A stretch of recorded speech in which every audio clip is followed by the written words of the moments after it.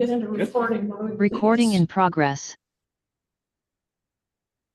All right, welcome to the regular Norwich Selectboard meeting, Wednesday, June 25th, 2025.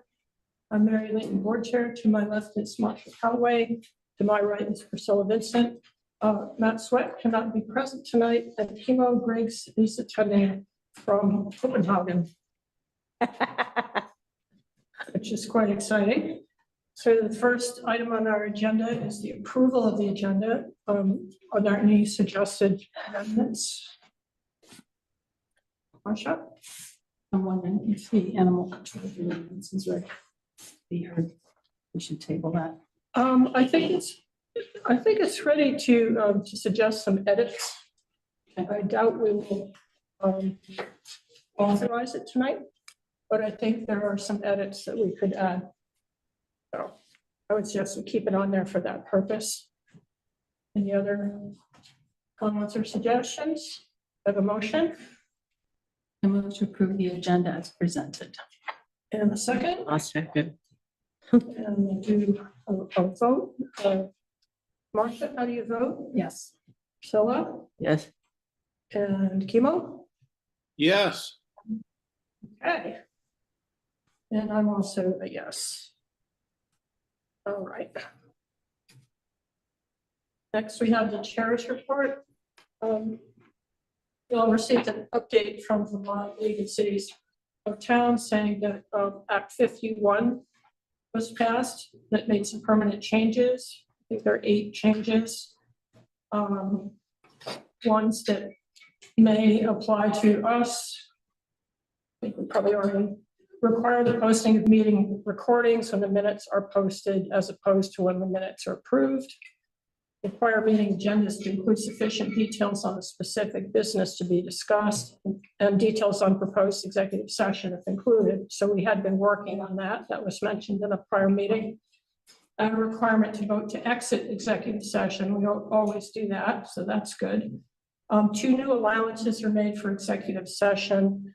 One for a cybersecurity event if it jeopardizes public safety, that would apply to us. The second one is about interest rates for publicly funded loans, but that's for state public bodies, would not apply to us. And the last one that I think is interesting, it's about disorderly conduct at meetings. Define disturbs any lawful assembly or meeting of persons for purposes of managing meetings consistent with our past guidance. And that would be a level of disturbance where you'd have to close the meeting, like pretty severe, or if someone came in and sort of said the same remarks over and over. It's just if the meeting becomes so interrupted by the person's behavior that you would have to stop or, somehow get them to leave the room.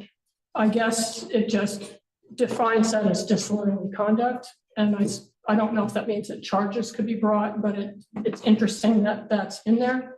I would imagine it might also apply to even political speech if it interrupts the business of a meeting. I just thought that was an interesting one to hear about. Both Priscilla and I attended a meeting of Homes for Norwich, which is a nonprofit that's just interested in trying to get some more housing in town. So we attended that. Members of our planning commission were there, interested citizens. So it was a very good meeting. Met to establish the agenda, and that was pretty much it for this go around. So I guess we can move on to public 3. Item number 3, public comments for items not on the agenda. Cheryl, would you like to? Could I make a comment? Yes. I mean, I feel like a member of the public as well as somebody at the table. I would really like to praise Britta Valens, who's in the town manager's office and works part-time for the town manager and part-time for the DPW. What she's done to alert people to some work that's going to be done on Kate Wallace Road. There was a little problem when some work was done after some washouts and people didn't realize their roads were going to be worked on. she's put it on the listserv. She's very clear. I've been in contact with her since because I was curious. She's planning to send postcards to the people who live there in case they don't read the listserv. And she said that if the road had to be closed for more than 15 minutes, then Northwoods would be notifying the residents. And I said, do you know how they're going to be doing that? And she said, yes. You know, they'll be knocking on doors, leaving door hangers if they need to, or maybe even sending. And I just thought, good for you, Britta. I mean, this is great public service, great public relations, and great initiative. So I just think we should call that out. Commend Britta. Yes, commend Britta. Willing to commend Britta on that I will pass along the commendation. commendation. Yes. I will also add that with the new finance committee, they needed some support in knowing how the specific deadlines and requirements work for the open meeting law. So Britta and Miranda came up with a little crib sheet to help with that. And things like not, submitting far enough ahead so the office also has time to post little things like that. So we can add that to the commendation. Okay, thank you. And would you like to come up, Cheryl? Sure. This is on already? Yeah. Yes. Okay, Cheryl Lindbergh, Chair of the Board of Listers, and just thought we would give, again, another update. There was one we did yesterday evening, or afternoon, that got on to today's summary, for those that get the summary each day. And every day there's probably something going to be going on. So we just thought we'd give the public a quick update of today. And Pam Smith is here with me, one of the other listers. So in the office today, we've been working on anything we can clean up with regard to data, like address changes and returned envelopes that came from the booklets. We've been working on that. But today, we just received this afternoon the documents from the informal hearings and the results of those hearings from KRT.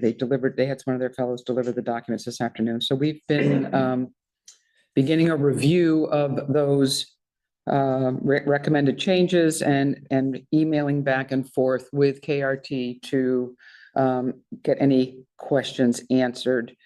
Along with delivery, they sent us envelopes, stamped envelopes for the mailing that will eventually occur. Unfortunately, they were not the window envelopes we requested. So we'll have to do labels and apply labels to the envelopes. That was unfortunate. At this point, with what we see ahead, and we are coordinating the updating of the website once the abstract is filed and the letters go out. We spoke today with both our we didn't speak with our vendor. We emailed our vendor, having them be ready to open the server so that the Catalyst group can get in there and update the links on the website once everything is mailed.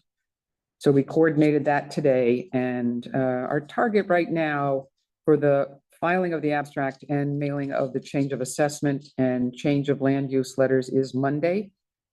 And that's if all goes well. So we expect to be working in the next couple of days, getting the resolutions to any of the changes that KRT has proposed, getting the data files moved around. We have to reconcile the Vermont Pi database with the NEMRIC database and the AssessPro database. So there are many steps that will be done after we're done with the changes from the informal hearings. So that, I hope, is an update for folks who are listening and might, review this meeting and just keep the public up to date. So, thank you. Thank you. Any other public comments? Or items not on the agenda? Okay. Sorry. Public comment? Yes, yeah, come on up. Public comment. I wanted to talk about the pedestrian corridor up here on 6 Moore Lane, the pedestrian corridor, so-called along Beaver Meadow. I sent a message to you all with much appreciation for the fact that it got done. But I think people are confused about it. And because I was part of the people advocating for it, I get a lot of comments about it. And what I hear is people don't really understand what it is. And I think we need signs and we need fog lines along Beaver Meadow, the same way we have on Turnpike. And the reason I'm telling you all this is because I think sometimes with pedestrian issues, they don't have a high priority. So it takes a long time and it takes a lot of citizen advocacy for them to get done. So I've told Brendan, and I've publicly said how appreciative and how, we're thrilled about this. But when Priscilla posted a listserv post calling it the pedestrian corridor, it was really the first time anyone had done that. The town hadn't on the website. And that made me think that the vision of it hasn't been quite complete. So because of the gravel being the same color as the road, it's actually causing, in some cases, cars to go actually faster.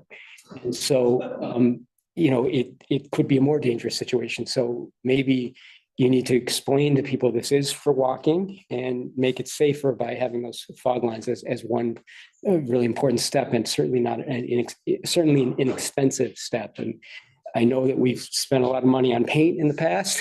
I'd like paint, in my view, to be used for, in this case, safety, as opposed to, in places where it isn't needed, as it was a few years ago. So again, I think it's a great step in the right direction, but I think we haven't really made it accessible to people walking quite yet, because it's people, A, don't know that, and B, it needs to have those. It's a demarcation from the road, so it's clear that this is not part of the road. So thank you all. Thanks for your time. Any other public comments? Come on up.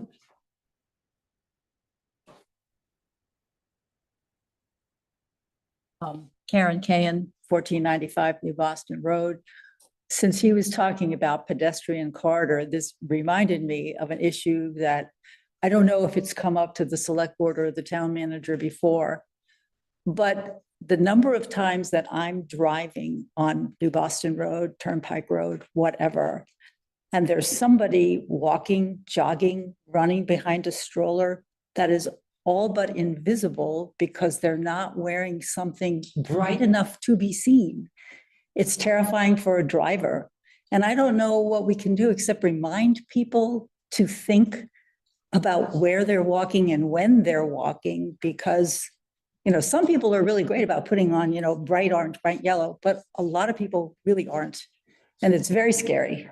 I keep thinking that's a miracle that nobody's been hurt, but there've been several times when I felt like it was a near thing, that I almost didn't see them and it was the last minute. So just thought I'd bring it up.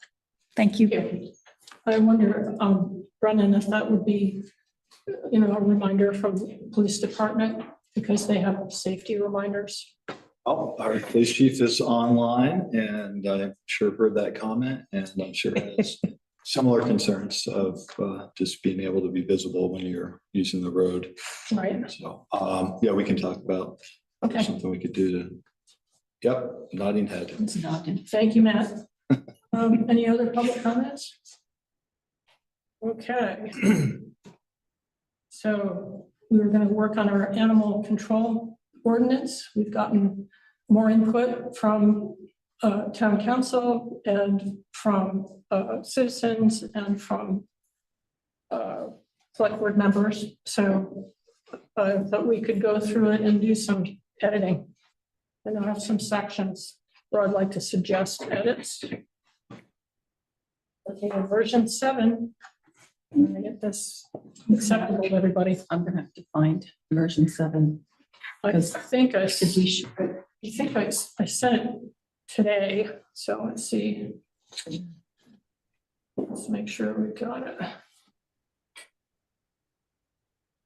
I didn't get it. Okay, let's see. I'm not sure. It was on about 5 o'clock and I don't remember seeing. Can I ask a question just for clarity? Sure. The things you're showing with the edits, that wasn't something that was in the pack? No, Right, okay, I just want to be clear on that. Thanks. it was corrections to version 6, which was in the packet for May 28th. And the only edits to version 6 were remarks made by Matt Sweat, I believe. Yeah. Do you remember what section that was, or? I think there was, I don't off the top of my head. I think it might have had to do with the, if you get a new puppy or if you're. Yeah, always there new in was town. one about how I the believe it was registration. that section. I didn't get it, Mary. Okay, well, I don't think I did either, but whatever. I thought the letter from legal counsel was very, very helpful and very constructive. yes. And I'm like, I'm all for it, what they said. Ron, this might be a lot to ask, but do you think you could find that report and stick it on the screen or not? Which report? The version 7, the onerous.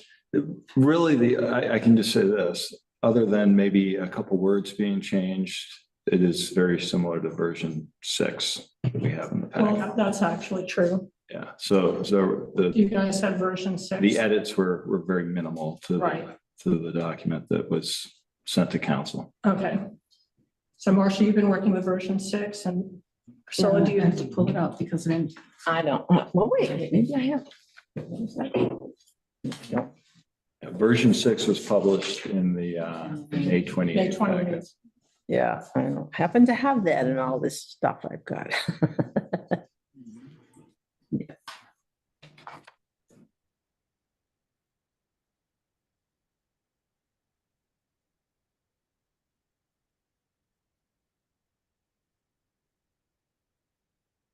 I get it. Do you want to put that up on the board? I think so. I had certain, if we can manage this, I thought there could be edits to, or discussion about section 3, definitions of running at large. Section 5, which is the color and license section that council had some input on. And of course, section 13, which is, The hot button. well, it's the one of most concern, I think. So it wasn't in the June 11th, No, the one before that. It was in the May 28th. I could do this. Why don't I send Mark? Well, The, I've got the packet now, so Okay, I was gonna say I could send you version 7 if we want to have. Oh, yeah. most. that'd be better. Let me do that.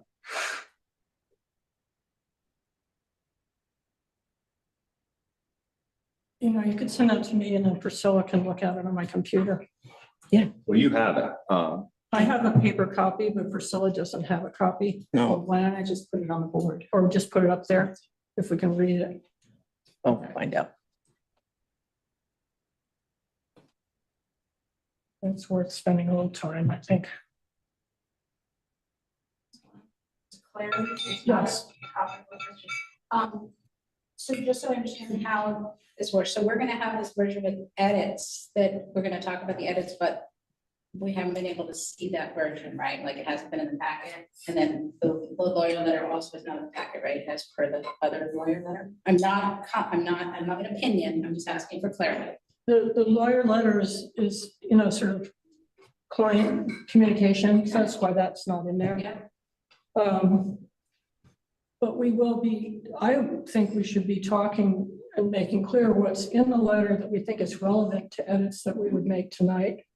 And even though version 7 was not in the packet, as Brian was saying, it was minimal changes. It was to the section about the puppies and new dogs, the licensing requirements for, you know, either too young or just came to town, that section.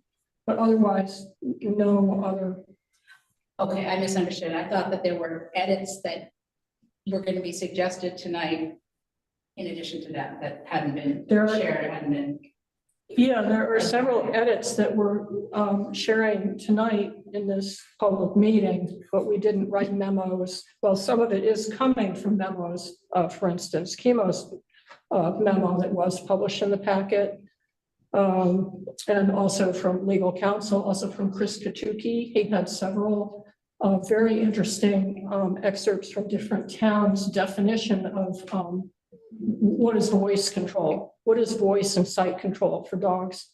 So that's what we're working with. You know, Chemo's published memo, the message from council, which is mostly aligning with statute. Like we may decide, like the section on licensing, it might be that we just say licensing is according to state statute, and then the town clerk would administrate it. And in a way that's more flexible, because then if the statute changes, it's clear what happens. So it's that type of thing. But there also is, there are some thoughts about section 13, which is the one people are concerned about. So we'll be talking about that too. You're welcome. Try to make it clear as possible. Emo, do you have a copy of something? Oh, you can see it on the He'll be screen. able to That's see the right. screen. You can see it on the screen. All right. You all can move this way. Do you want to, you wanna- move your chair so you can see?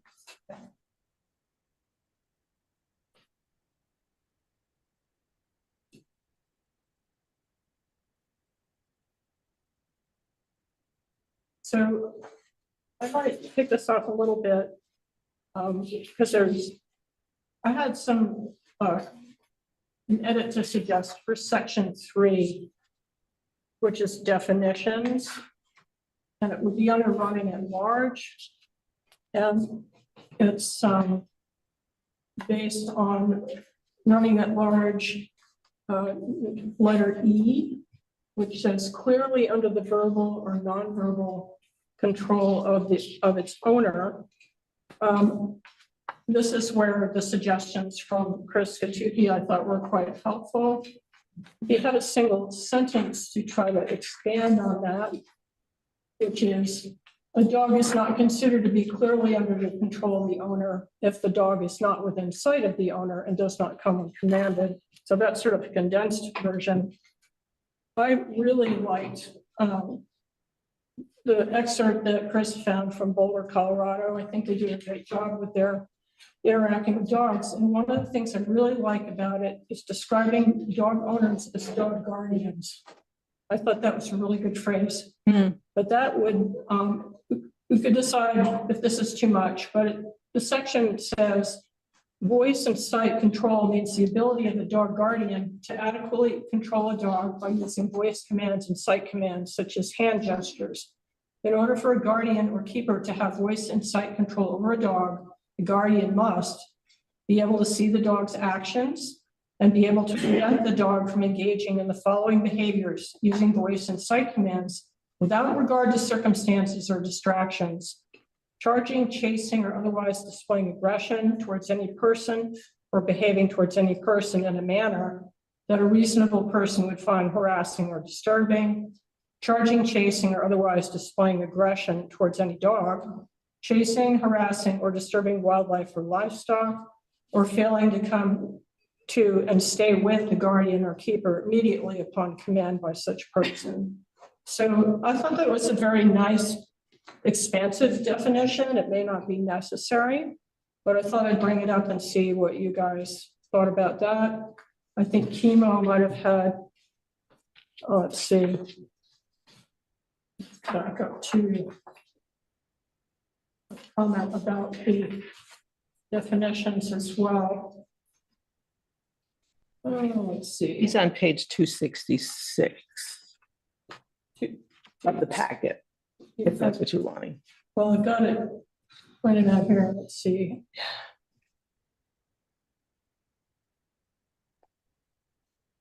Well, okay. Well, under section 3, this is from Chemo's memo.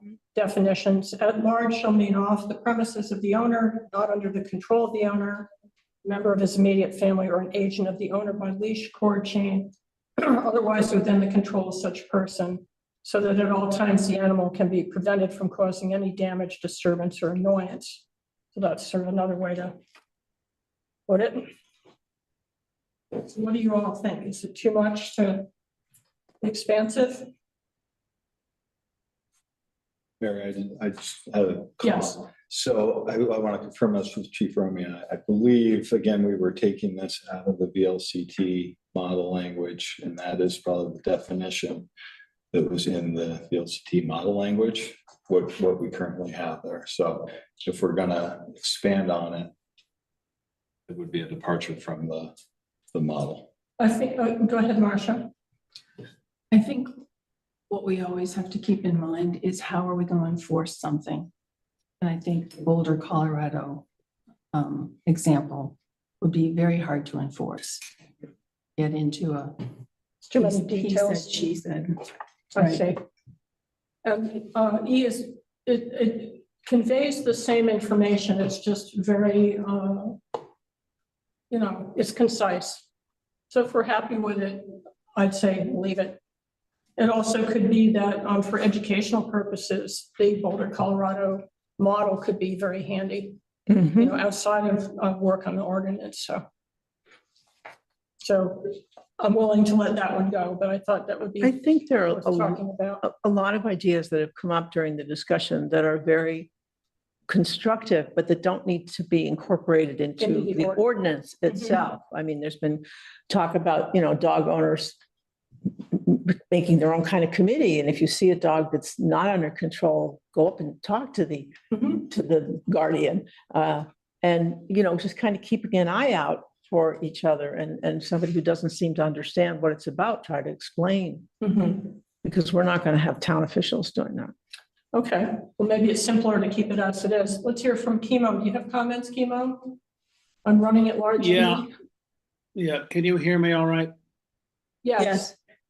All right, so the first thing is somehow in transposing my missive, the number 4 should not have been part of the proposed language. There was 1, 2, 3, and 4 was meant to be commentary, not a proposed addition to the wording. So sorry about that. I think that it is worth having some simple wording about what voice control is in our town. I don't see how it hurts anything. Just so that people understand that's what we're talking about. We're not just talking about taking your dog out for a walk and letting it go without attending. Yeah. All right, Marcia, did you have a? Yeah, I think, although it sounds innocuous, Mo, I think it's actually one of the things that's going to be hard to enforce. It's as much as anything, it can be subjective, and we're asking for some level of accountability. And I don't know how you do that with that sort of thing. And Ursula? I rather like the clarity of the Boulder thing, and I suspect very few dogs in Norwich would meet that standard. It's hard to do. Well, Yeah. it's possible. It can be done, but Yes. you have to spend a lot of time working with your dog to get there. And some of the correspondence we had sort of said, wow, people aren't obeying the ordinance if they're not reporting things that are happening. People, of course, they're not reporting things. They just don't want to make a fuss, or they just want to just get away from the situation. People, we're not used to, just calling up and say, I need to report somebody's dog, terrified me. No, we don't do that. Well, maybe some of that has come out in the discussions we've had. This is like our 8th discussion, so maybe some of it's coming out. Maybe that, but I mean, in terms of people who want data, that's why we don't have data. Because people, unless it's really serious, like I had to get rabies shots, people right, tend not to report these things. right. They'll complain to you Yes. if they think you're a neutral listener. They'll Okay. complain. All right, well, we should leave the door open for people who are concerned about dog behavior. For sure, we could figure that out. I don't know if that needs to be part of the ordinance, but I think that after we get this ordinance in place, I think there will need to be follow-up that's not Definitely, ordinance. So definitely. maybe we could put it in that container, Yes. like reporting of non-biting incidents or whatever. Also, good efforts on doggy ambassador, and if that happens, maybe a guide to voice and sight control, things like that. Okay, are we okay? All of us okay with leaving running at large E as it is, clearly under the verbal or non-verbal control of its owner? Oops, there's Chemo. Yeah, thank you. I just want to remember maybe responding to Marcia's comment. When we're talking about nonverbal or verbal control, we're talking about what it means to defining running at large. We're not talking about the dogs that would be off leash on Huntley. I don't believe we're requiring those to come up to the same standard as we are everywhere else. We're not considering those dogs to be running at large. Is that correct? Is that a question for Marcia? I have a problem with that. Go ahead, Marcia. I can't answer that. Okay, I think running at large, if the dog is not under control by leash and not under the verbal or nonverbal control of its owner, it is at large. Doesn't matter what the situation is. It's just not, it's not under the control of its human, of its guardian. So I think that applies everywhere. So that would imply everywhere in town? Public sidewalks? Yes, I think that's Okay. true. I mean, it might, your dog takes off chasing a deer, okay, running at large, or you're walking down the street and you meet somebody with a stroller and you want the dog to be polite, I think it's everywhere. It's just part of, I think, the relationship that you have with your dog and the relationship that you have with your community and also the livestock and the wild creatures of the community. That's how I see it. I don't know if that's legal, but that's certainly how I would interpret it. It's written. Okay, yeah, my concern is that the way this is all written, it may allow, I just want to be sure that we're not allowing off-leash dogs everywhere in Norwich. And the language confused me. So. Well, I think every dog could be off leash, but they have to be able to be controlled, Okay. right? I mean, isn't that what we're dealing with? Oh, yeah, but that's not the way this is written. Okay, let's hear, Marcia, go ahead. Running at large means a dog that is not those 5 things. And so then the question is, where do we say dogs may not run at large? Yes. Well, isn't that all of Norwich? Well, I think Huntley Meadow has been put on the table as, the elephant. What do we do with that? Is there ever a time when people are off leash or, that's what we've been discussing for 7 meetings. Well, I don't see the problem.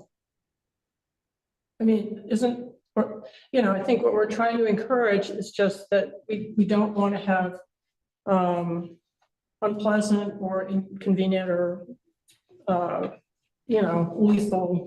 not lethal, but hazardous interactions between dogs and people or dogs and wildlife and dogs and livestock or other pets. So that's what we're trying to achieve, right? So let me ask this question, perhaps of Brennan or the chief. We have the VLCT model. It defines running at large. And then we have the issue of Huntley. And so if we carve out an exception for Huntley, is that going to be in here? That's the question, I guess, for everybody. And how does that work? So my opinion, I think I would agree with Mary that running at large, whether you're in Huntley Meadow or somewhere else in town, if your dog is not under your voice control, they're running at large. And that would be, so if you're at one end of Huntley Meadow and your dog takes off and runs down to the other end and you have no control over it, he would be running at large in Huntley Meadow at that point. Go ahead. I agree with that, but I guess this is not this or this or this or this. So we would have to carve out an exception that says you're not running at large if you're at Huntley Field and you're not on leash and your voice is enough to control this dog. If you're, but it says if your voice is, if your dog is voice controlled, then you. I think we're conflating the Huntley Meadow, the section 13, with the townwide ordinance about running at large. And I think that's creating the confusion here. But I think the dog could be running at large anywhere in the town, Huntley Meadow or outside, and would fall under violation of this ordinance if it wasn't under the control of the owner. I see Matt has a hand up, so he might have some other. So then, Go ahead. so then basically, you have to be one of the 5 things. It's ors, not ands. I mean, if you are. It says or. If you're complying, if you're complying with the ordinance, the dog would be on a leash in a vehicle on the owner's premises or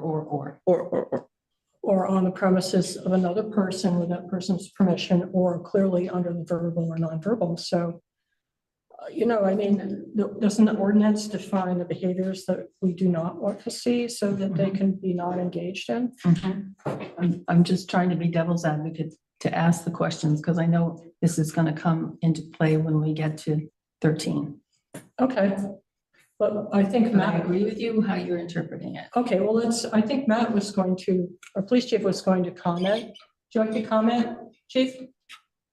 I think you all just got there without my help. Was just noting the ors at the end of the line, that any one of those 5 things means that you're not running at large. And then later on in the ordinance, running at large is a offense under the ordinance, if you will. Okay. All right, can we move on from this one? So we won't change that? Do you guys agree? Yes. All right, let's see. Section 5 was one that council had some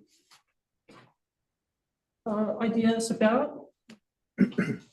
So A, B, and C are all about licensing, and there were some tweaks that could have been were suggested by council, but also they said that those 3 could just be replaced with a statement that said licensing requirements and fees shall be according to statute administered by the town clerk. And then that would leave some flexibility in case the statute changes. So I thought that was a good suggestion. Yep. And it sounds like Marcia and Priscilla agree. Did you catch that, Chemo? Yes. And do you agree that like striking A, B, and C and replacing with licensing requirements and fees shall be according to statute and administered by the town clerk? Yes. You okay? Makes sense. So Yes, that would be makes an sense. edit. Makes sense. Okay. All right. So just for editing clarity, so that last section there in the council is going to replace what we currently have there under licensing A, B, and C. Let's just see what language they, okay, so the council said the select board could simply adopt the ordinance to say licensing fee shall be according to statute. And then the clerk can administratively observe and enforce the statute, including posting and collecting fee schedules, late penalties, etc. So if we keep it very simple, it would be licensing fees shall be according to statute, and leave out the part about the town clerk, because that's sort of a given. Yeah. Okay, so that'll make it very simple. Very simple, yeah. So does that become like the new A? But yeah, and then the D and E will be B and C. Okay. So we'll do the re-lettering. Okay. And then we go jump to 13.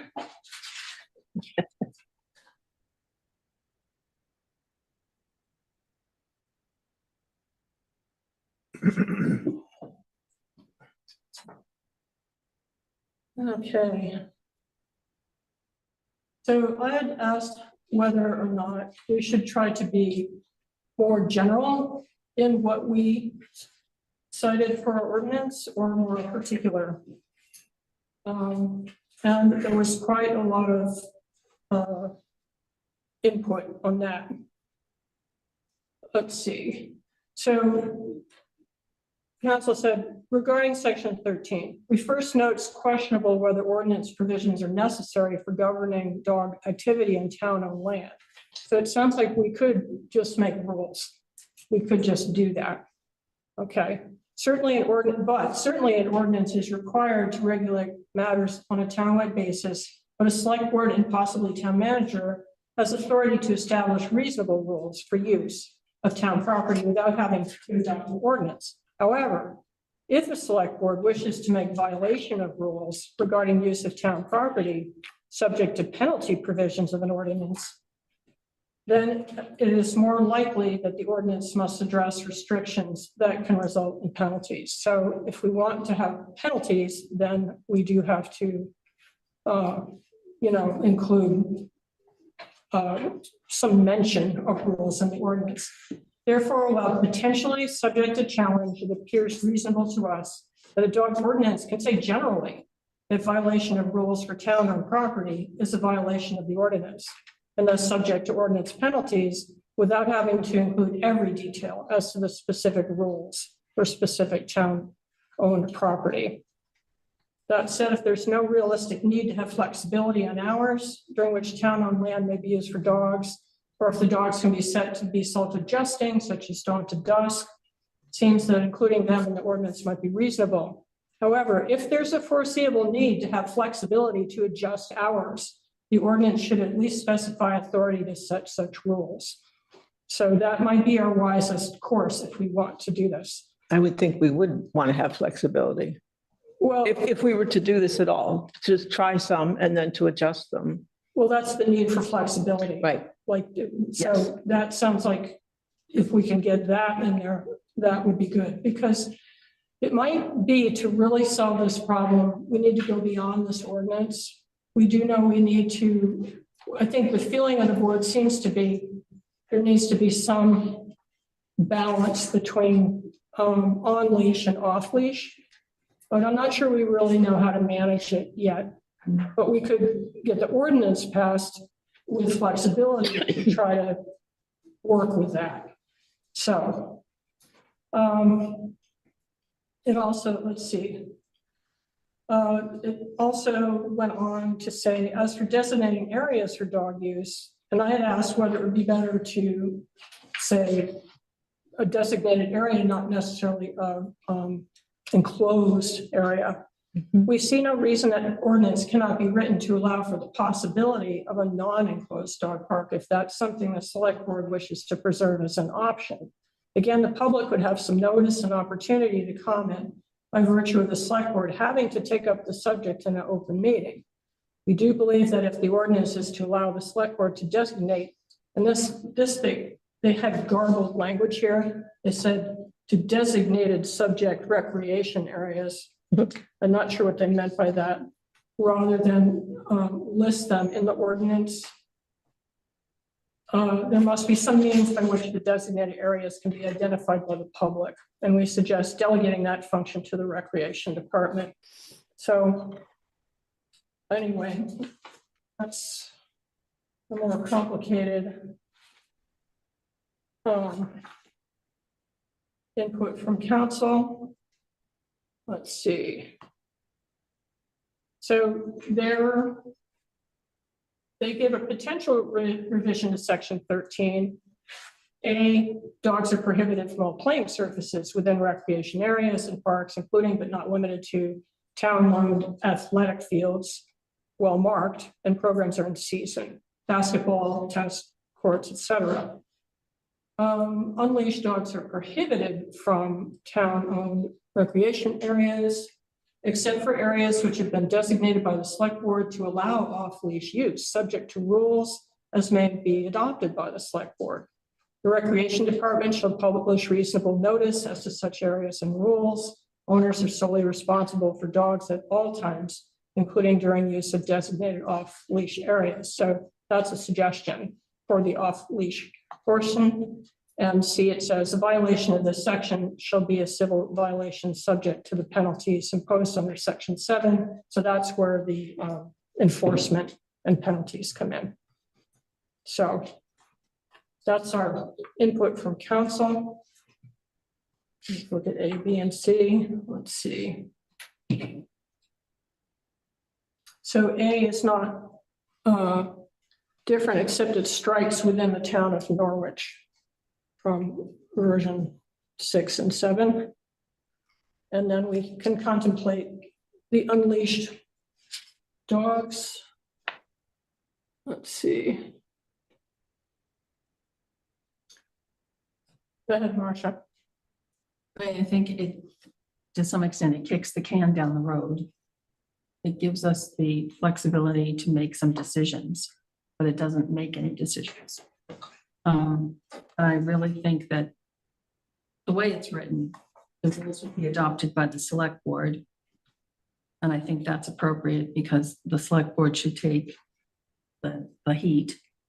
The recreation department would publish the notice, but I don't think that they should be the ones making the designations. And that's the way it's written. They'll Yes. publish it. Right.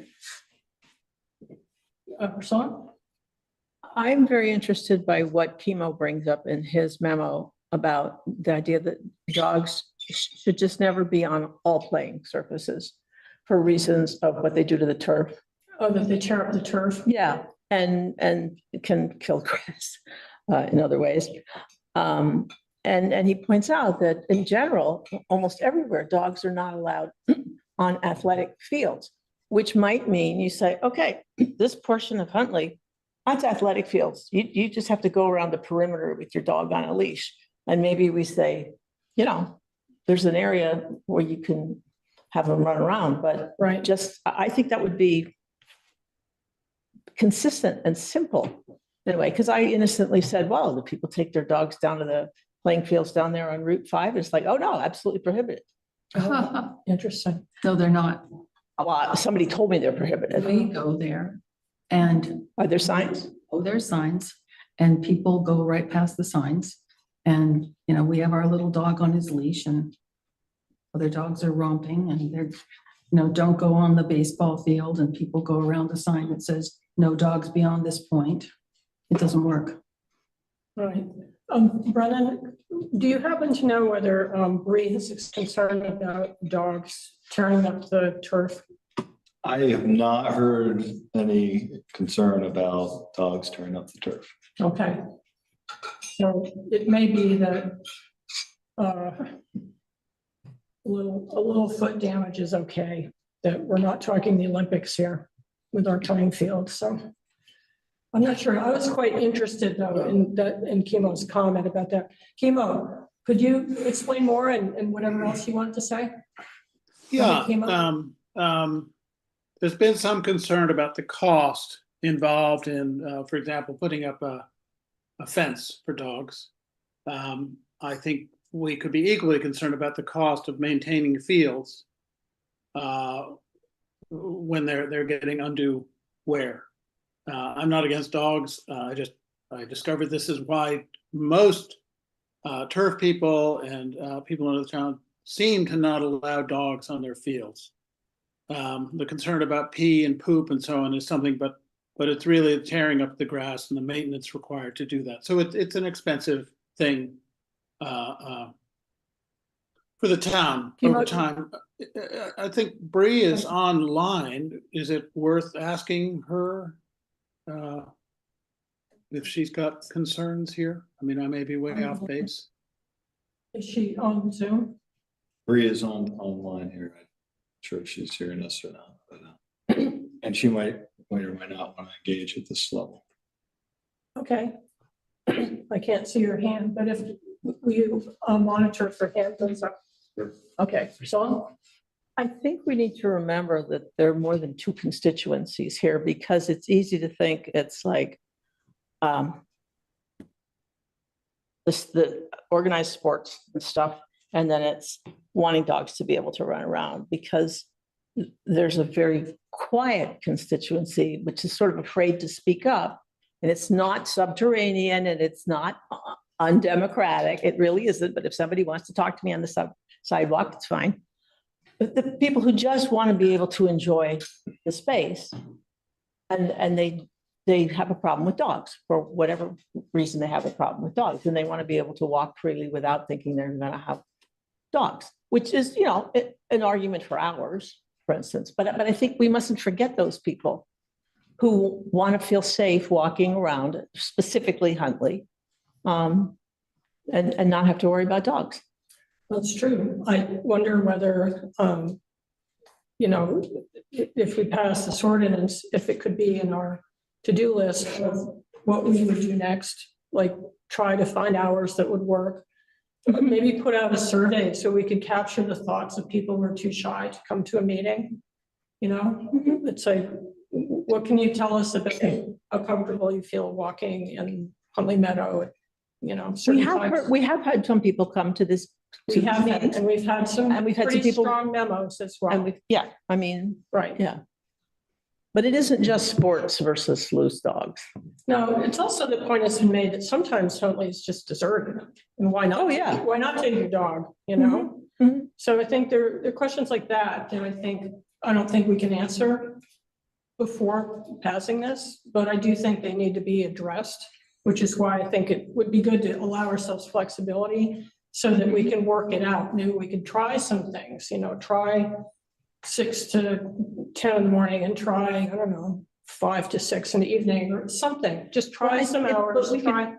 Try also to figure out when people who are anxious about dogs, when do they like to use Huntley?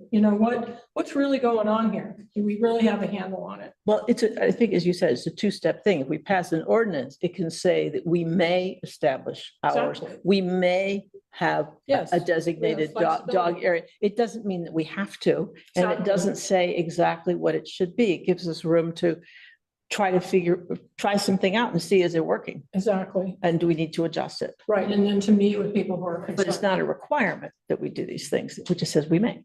Yeah, I think it's good to have flexibility.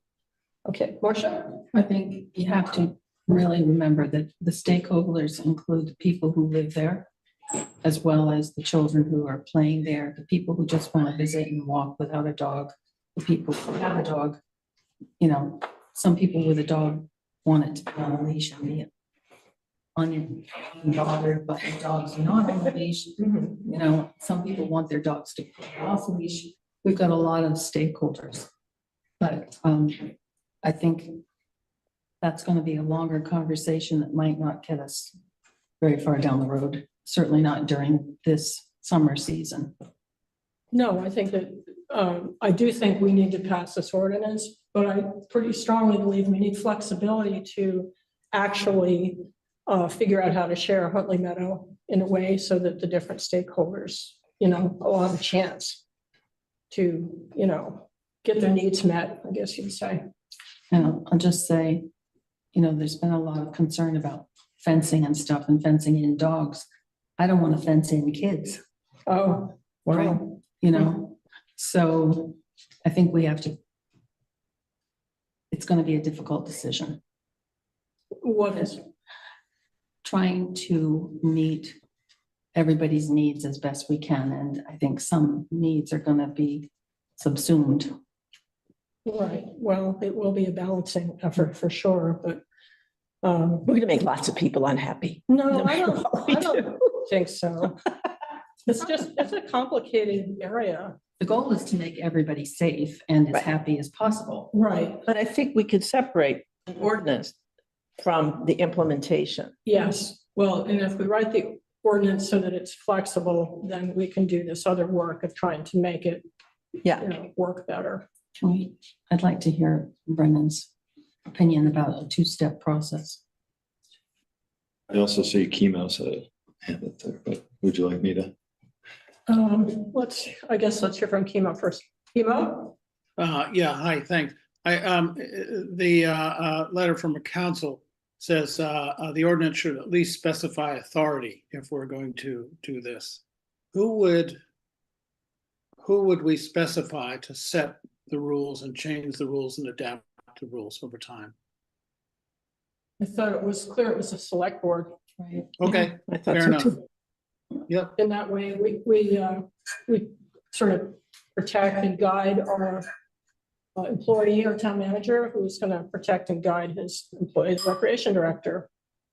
Because, you know, Good. if people are not happy with it, they should come to us and we should try to fix it or do something about it And we're responsible for Good. ordinances. and Thanks. policies. Okay, Yeah, okay, all right, so. thanks. Just wanted to be Brennan, clear. So I guess at this point in the process, I do think we should try to take action on this at the next meeting. And I think that the council's edits and suggestions are an improvement. I think it makes sense to me how that's done. And as long as we're gonna say we are gonna continue to work on, you know, putting together the specific details of times, and we'll test them if we need to. And if they're not working, we'll adopt them if we need to. I think we could move forward tonight with, let's adopt these edits. Let's come back with a version 8. Let's put that in the packet for the next meeting so everybody has a chance to look at it, and then have another final discussion about whether the board is willing to adopt the ordinance, which then begins its own process of an ordinance. So Right. it's not like it takes effect that night. It's a 60-day, I think, window where it has to Where it can be challenged and so go through forth. the public process. Yeah. But we could start on trying to untangle some of these other things. Yeah, I just feel, again, we've been talking about this now for about three and a half months, and it's time to move it. I think it's, even though it's been a long time, I think it's been a really good discussion. I've appreciated the interactions with the public too. And I had no idea there were almost 600 dogs in town too. It's new to me. So Brennan, are you supporting also the language that the council have for section 13A, B, and C? Yep, I would suggest just adopting So you're that. comfortable with that? Yep. Select board members, are you comfortable with council's language? Do you want to hear it again? Nope, I read it. I thought it was good when I read it. Okay, you okay with it, Kimo? Oop, yes, Kimo. I would prefer to see removing the in season from the playing surfaces. I think we can allow plenty of room without having to go on the playing surfaces at all. But that's Okay, just me. So would you end it with while marked? well marked. Well, and while marked, there's not going to be much marking under the snow, just saying. No, I would just say town-owned athletic fields and programs. Well, no, town-owned athletic fields. Because that's. Basketball courts, tennis courts, etc. I was trying to get a sense of where select board members are as far as this language, but we do, we should take public comment as well. Can I be clear about what he's suggesting? And then Marcia, would like a little more clarification, Kimo, and what you were suggesting. Can you just For A? read what you want for A? Yeah, I think I wrote it in my notes. Yes, you did. You want me to read it to you? Sure, yeah, I'm getting it here. Okay. He has for A, dogs are prohibited from all playing surfaces within recreation areas and parks, including but not limited to athletic fields, basketball courts, etc., within the town of Norwich. Do you want me to read Right, B? and council struck the, within the town of Norwich, Oh, okay. part of that. But they've added town Yeah, town owned. athletic fields. Brennan? So my concern there is trying to enforce an ordinance, you know, with lines on a field that are going to be overgrown, you know, within a couple of weeks of the season ending are going to be pretty much impossible to do. And again, without hearing a lot of concern about like off-season damage caused by domestic animals. We know we've got a skunk problem there where skunks have come on and torn up some of the turf. But I guess I would say I would not be in favor. I don't get to vote on this, but I think I would be not in favor of all seasons. You cannot go onto what might be a soccer field during a certain season. I don't understand what, so are you saying you would prefer that the dogs are off? No. Every section that's athletic? I'm disagreeing, I guess, with Chemo's suggestion that we try to limit the marked playing fields at all times. I think it does make sense when playing season is in session that we want to keep the dogs off of there to eliminate the fecal matter or whatever. But I think for some of the season, there's no reason to not have kind of the open area there that would be allowed for dogs. So it sounds like you would agree with council's language? Yes. Okay, and that again was, dogs are prohibited from all playing surfaces within recreation areas and parks, including but not limited to town-owned athletic fields while marked, and programs are in season. And it says basketball courts, tennis courts, etc. So it sounds like Brennan agrees with that language. Oh, there's Chemo again. Don't worry, public, we'll get to you, but yes, Chemo. No, I guess I'm wondering, why not try it? I know it's probably not, people are going to do it, but as a general rule, keeping pets off playing surfaces, I just don't see how it hurts. I know we're not going to have people down there saying, hey, you're over the line. But as a general rule, you could keep your dogs off the playing field. It would save everybody money. It would make for better playing fields. It would keep dogs from digging in the clay and blah, blah, blah, blah. So I just don't see how it hurts. I don't think it's limiting anybody. Well, That's all. I think the way it works is that we build in the flexibility and authority so that we revisit it if things aren't going well.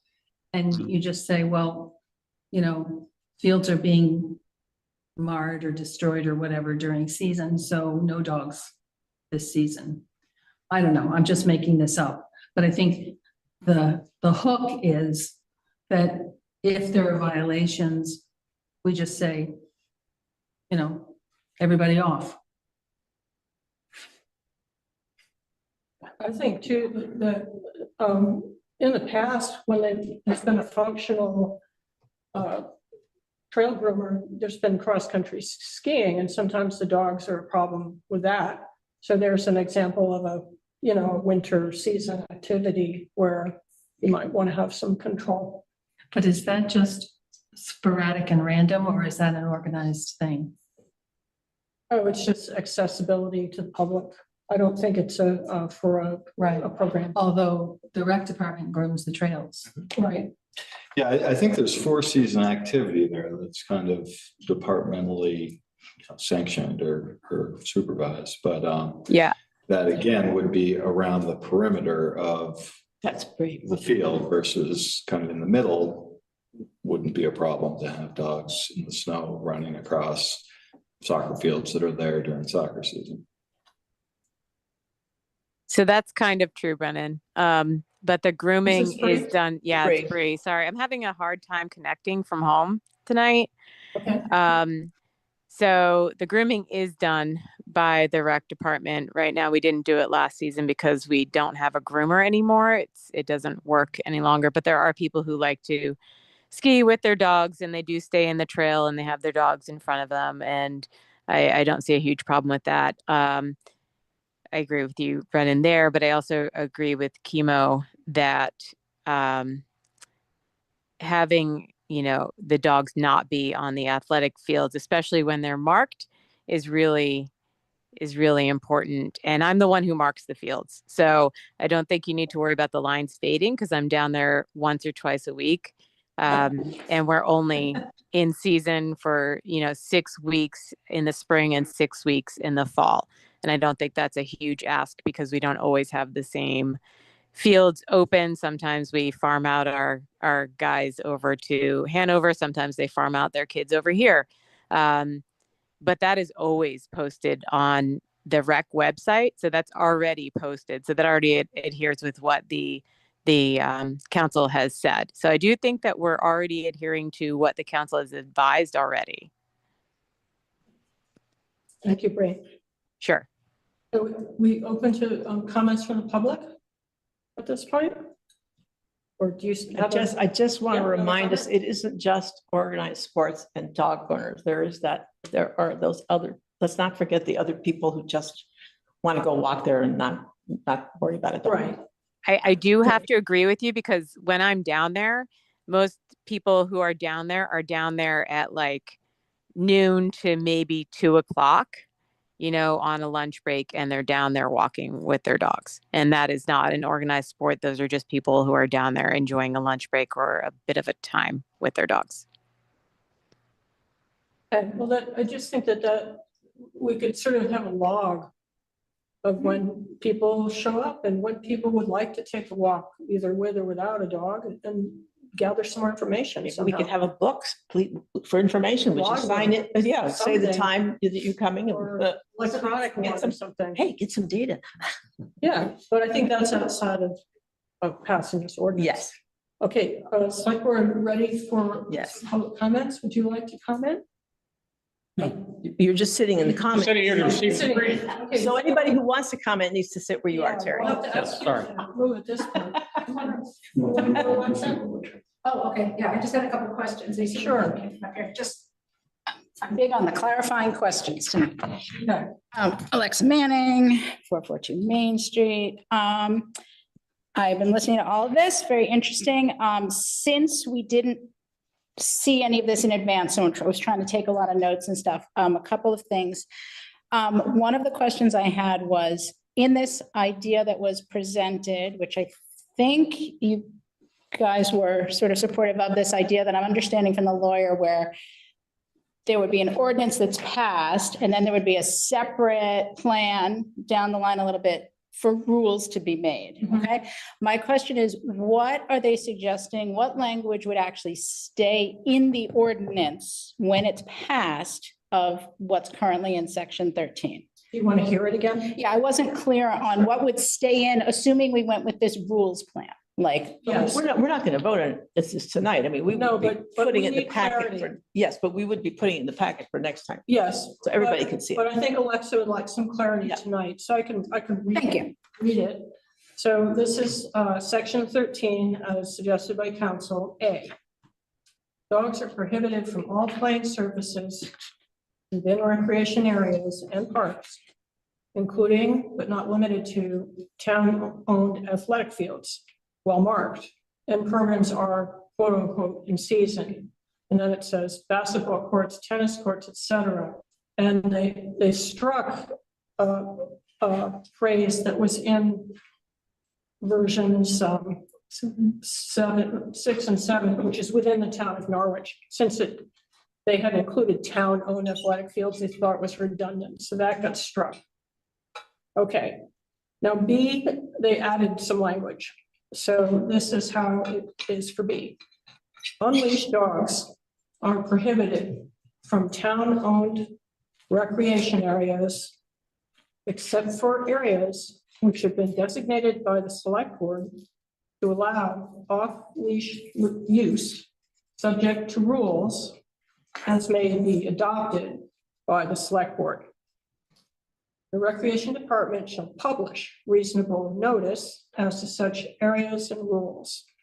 Owners are solely responsible for dogs at all times, including during use of designated off-leash areas. So, and I think no mention of dog park. I think that's out. So, and that's the thing for research, but it doesn't, I'm kind of skeptical of that anyway. Oh, and then C is the same. A violation of this section shall be a civil violation subject to the penalties imposed under section 7. So council thought if you're going to put it in the ordinance, it's because you want to have an enforcement mechanism, but that's language is the same as it's been in all the drafts.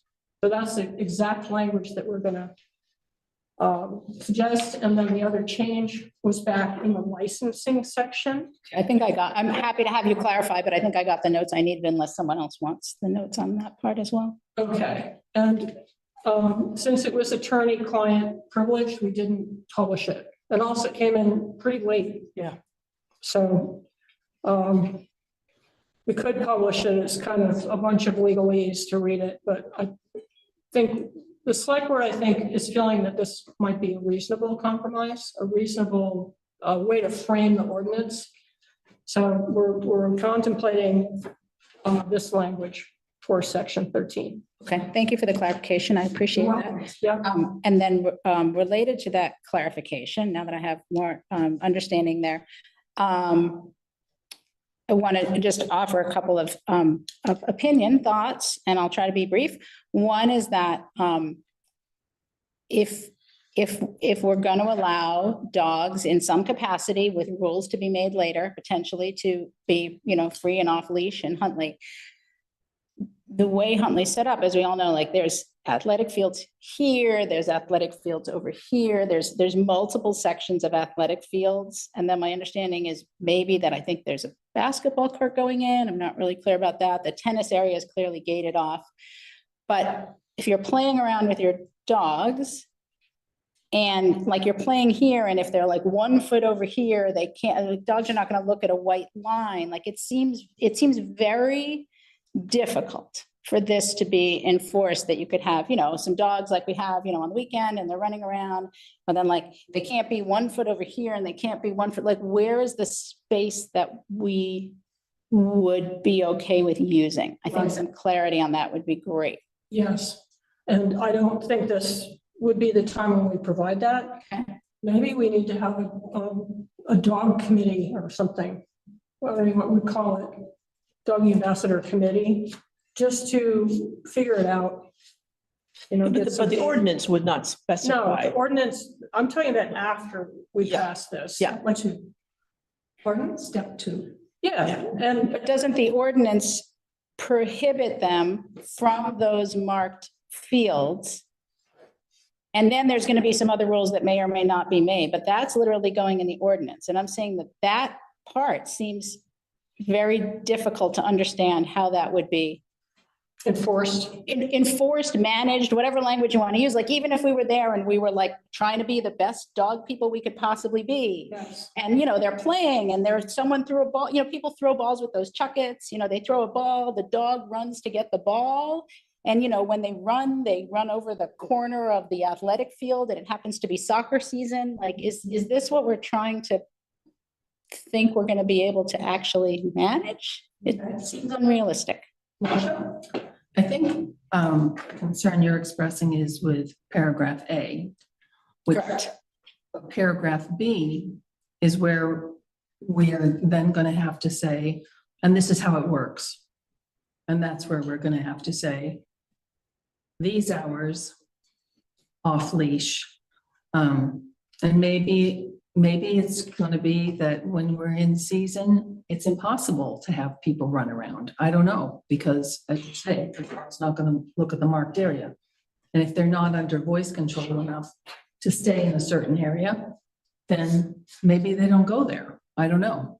I mean, Or maybe they, if the area down at the other end was nicely mowed and more attractive, maybe that could be a, sporting time, dog off leash. Right now, I don't think it's very attractive. It's not mowed. But anyway, that's the kind of thing that we would be trying to work out. So yeah, it is strict. And yes, dogs aren't going to notice there's a line. You're right. They're not. I'm just trying to be realistic about Yes. what, because that I'm trying to be realistic about, Yes. and that is where the discomfort comes with this language, because it seems like this language is providing something that's very, very restrictive and potentially creates a situation where it's impossible to have off-leash dogs there during The 6 weeks. during the 12 weeks of the year that were discussed, right? That it's impossible to have that because you guys might not then make rules that allow it to be possible. And so I think that is where my personal serious concern with that language, because it's one thing to say, okay, we're going to kick the rules down and we're going to talk about that later and we'll have more meetings or whatever. But that what we would then be agreeing to is saying that, we're agreeing to something that says potentially that for the 12 arguably nicest weeks of the season in Vermont, might be able to say like, you guys can't be there anymore. So I'm just expressing concern with that language, just being like, okay, let's just pass that. We'll get that out of the way. And then we'll talk about the rules.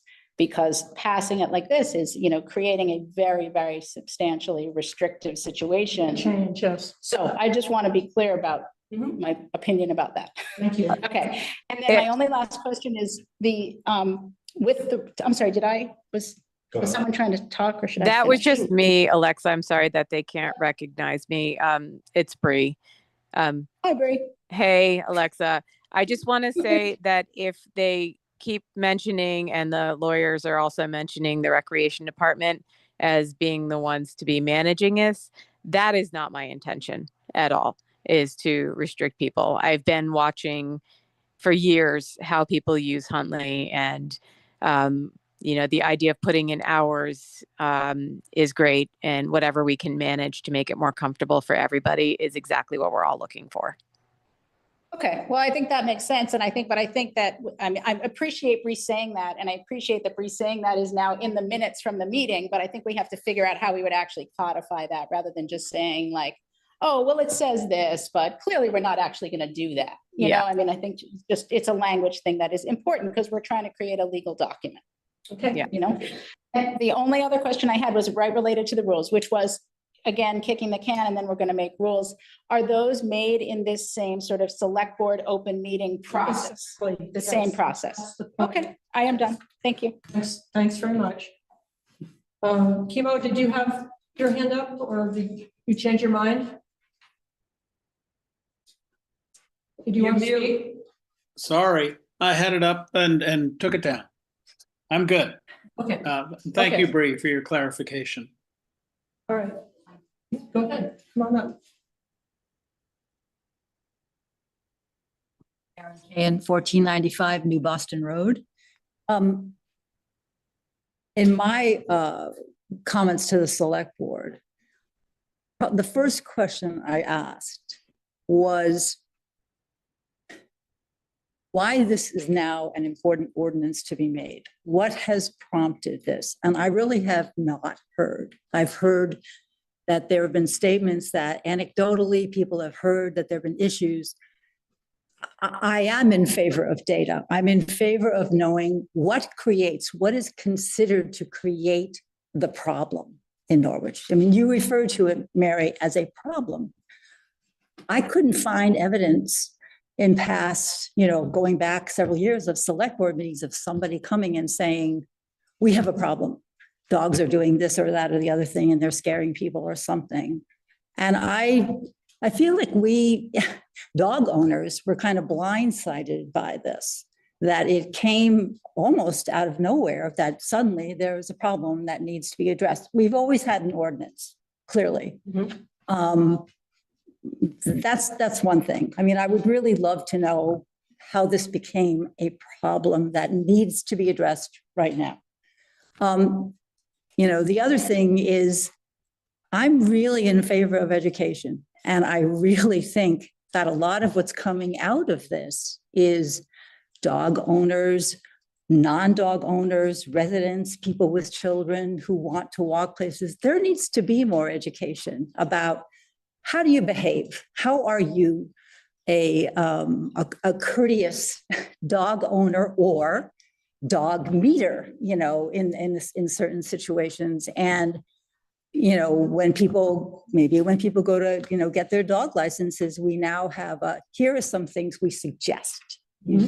Now, maybe that can't be done because the council would say, no, don't do that. But, there may be ways. And I feel like if this is something the town really wants to address so that everybody can live here and enjoy the lovely benefits we have of certain areas of Norwich, people can learn to do things better. They can learn to be more, more appreciative of other people's limitations or desires, or just not being rude, with their dog or without their dog.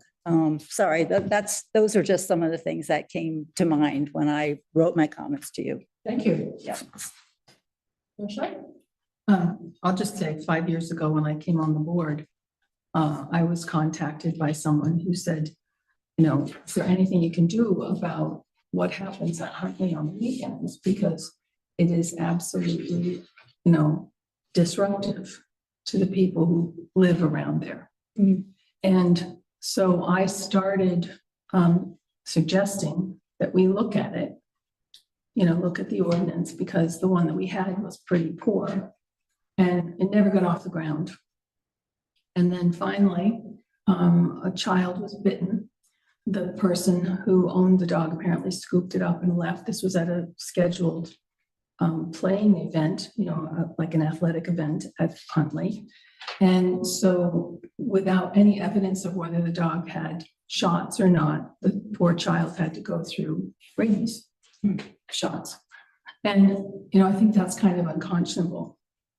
It reminds me of when I was a freshman in high school 54 years ago, and the principal said, there are no rules in our new high school until you give us a reason for a rule. So the first week, a kid threw a gallon of paint on a wall, and we had our first rule. And I think, unfortunately, that's how a lot of rules come about. But this is an attempt, I think, by the board to be responsible.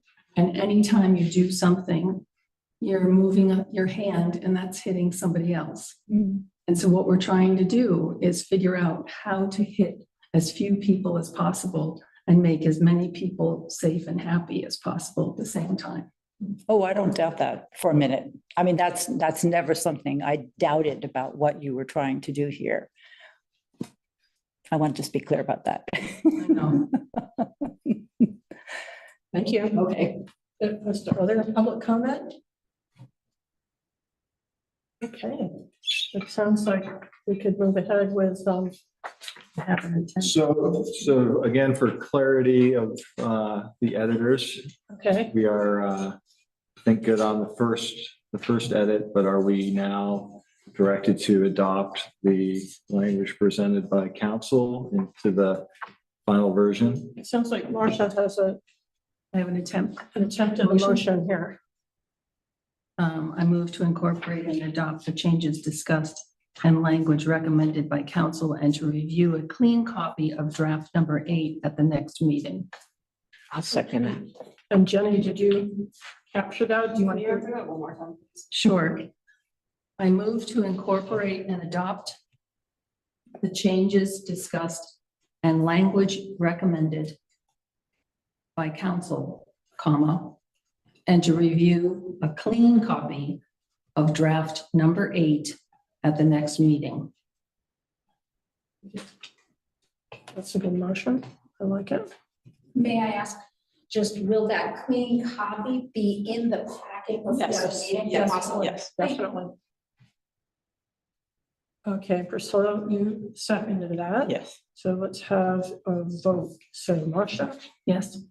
Priscilla, Yes. Chemo? Yes. Okay, and I'm a yes.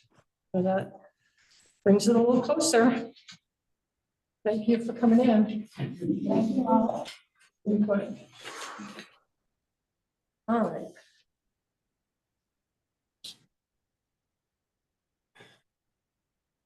So our next item is approval of audit scope and objectives. Oh, and Marcia, we should take down the. Thank you.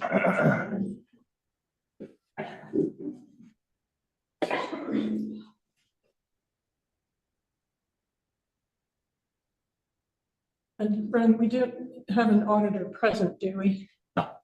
No, I can, Tee off. yeah, I certainly can. Yeah, so this is our annual, basically agreement that we are going to engage with the auditing firm to do their annual audit for fiscal year 25. And it's pretty much similar to what you've seen in years past. So it really, the reason it's coming to the board is it requires the signature of the chair of the board. And it was in the packet. So I think everybody had a chance to look at that. Yeah, people have questions?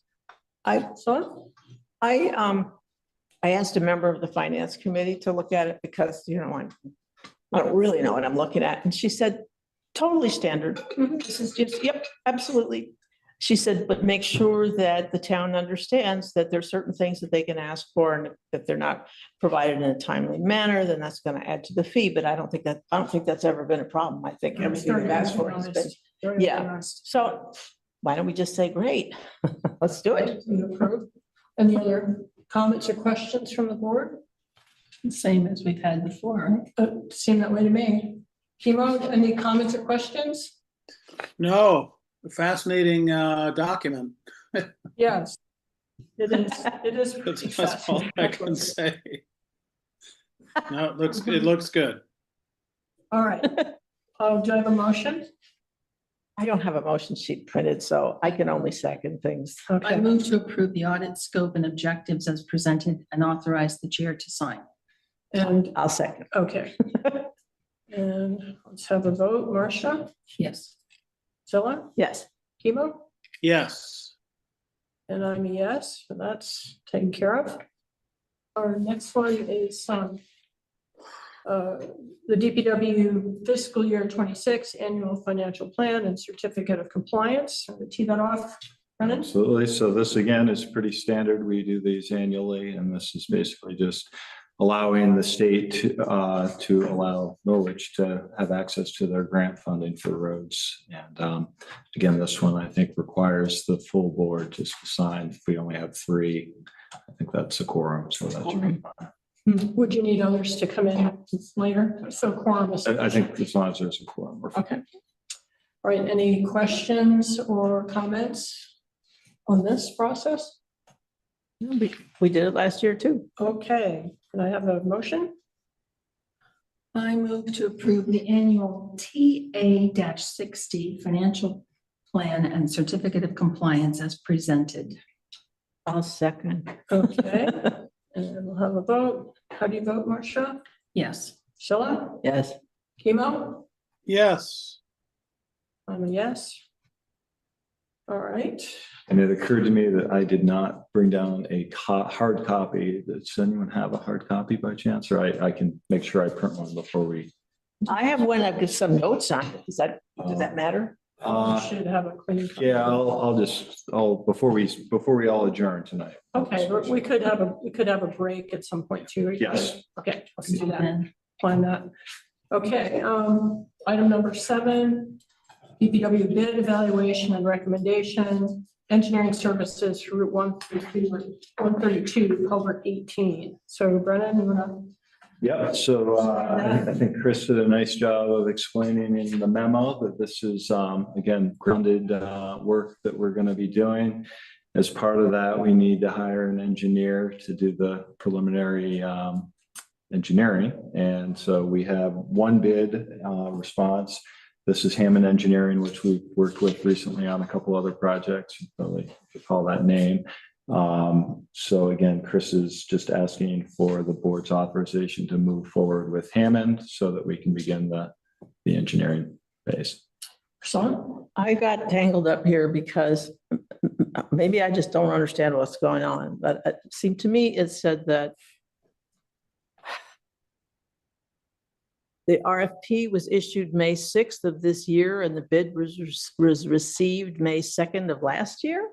I'm sure Oh. there might have been a, Typo. Well, that's 2 typos because you Which can't, one's the typo, right? I mean, it's either May 6th this year the RFP and RFP, May 2nd before the RFP is the bid. well, if it would help, I am sure I can tell you that we received the bids. I assume it was either May 2nd or May 6th. We reviewed the bids and this is not last year. This is 2025. Would you happen to know, Brennan, there are a number of culverts and some are quite large on 132. Is Chris? Chris is not on tonight. Maybe he's not on. He's not on tonight. Okay, maybe a question for another time. I assume he's gonna, DPW will have to correct whatever culvert deficiencies they're on 132 before repaving it or, so I just wanted to know if he's getting close with this one or is there another major one to do, That's a question I'd have to. but for another time. Okay. Okay. All right, any other questions or comments? Take a motion. I move to approve the bid from Hammond Engineering in the amount of $27,280 as presented. And I need a second. Okay. Is that a Yeah. second? Yeah. Okay. And we'll vote. Marcia, how do you vote? Yes. Sheila? Yes. Emo? Yes. I'm a yes. Okay. Norwich Police Department request for number 8, Norwich Police Department request for designated fund expenditure, radio equipment. So this is one we had talked about briefly last time. And this, we had more information in the packet. Do you need any further explanation or? We have Chief Romeo on if you would like any, but this is kind of a return of how do you, how do we anticipate to fund this and a little more detail. Do people have questions for the chief? Yeah. So, In the memo, it says as of July 1st, which is coming up, the dispatch services line is expected to have nearly $50,000 extra. or additional because it's the start of the fiscal year. I can't find my notes, but I thought that I had looked at what was in there now, which I think was a lot less than that, and tried to look at what we said we were going to put in. I'm getting uncomfortable with just in general town requests. I feel there've been too many of them where I can't figure out what the numbers are. And, the Freightliner request from Freightliner was not a good thing. And we had a request a while back for some, I forget what equipment it was. And the request said 7,500 and actually it was 10,000. And I just keep feeling confused. All right. And just, like that. It may help Priscilla going forward. This is a great form that's used for the department request for spending. Yeah. But when we get to the cusp of the new year, it might be helpful to just have a line, because this says, it says as of 7/1/25. That's when we'll have the new budgeted money in. And so there could be just another line that says, I don't know, budgeted Fiscal year 2026. starts or something. Right, fiscal year, blah, blah, blah, 7/1, this amount of money.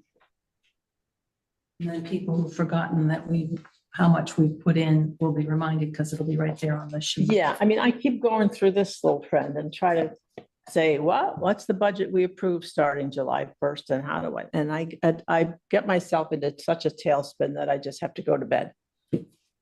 And frustrated. And maybe that's just because my brain can't deal with this stuff. I don't know. Okay, any questions for the chief? Okay, so are we ready for a motion? I'll make it. I move to authorize the expenditure of up to $12,000 from Fund 11 to purchase radio equipment for the Norwich Police Department and up to $17,000 from operational line item 1-5-500536 for in-vehicle dispatch services. Do you have a second? Second.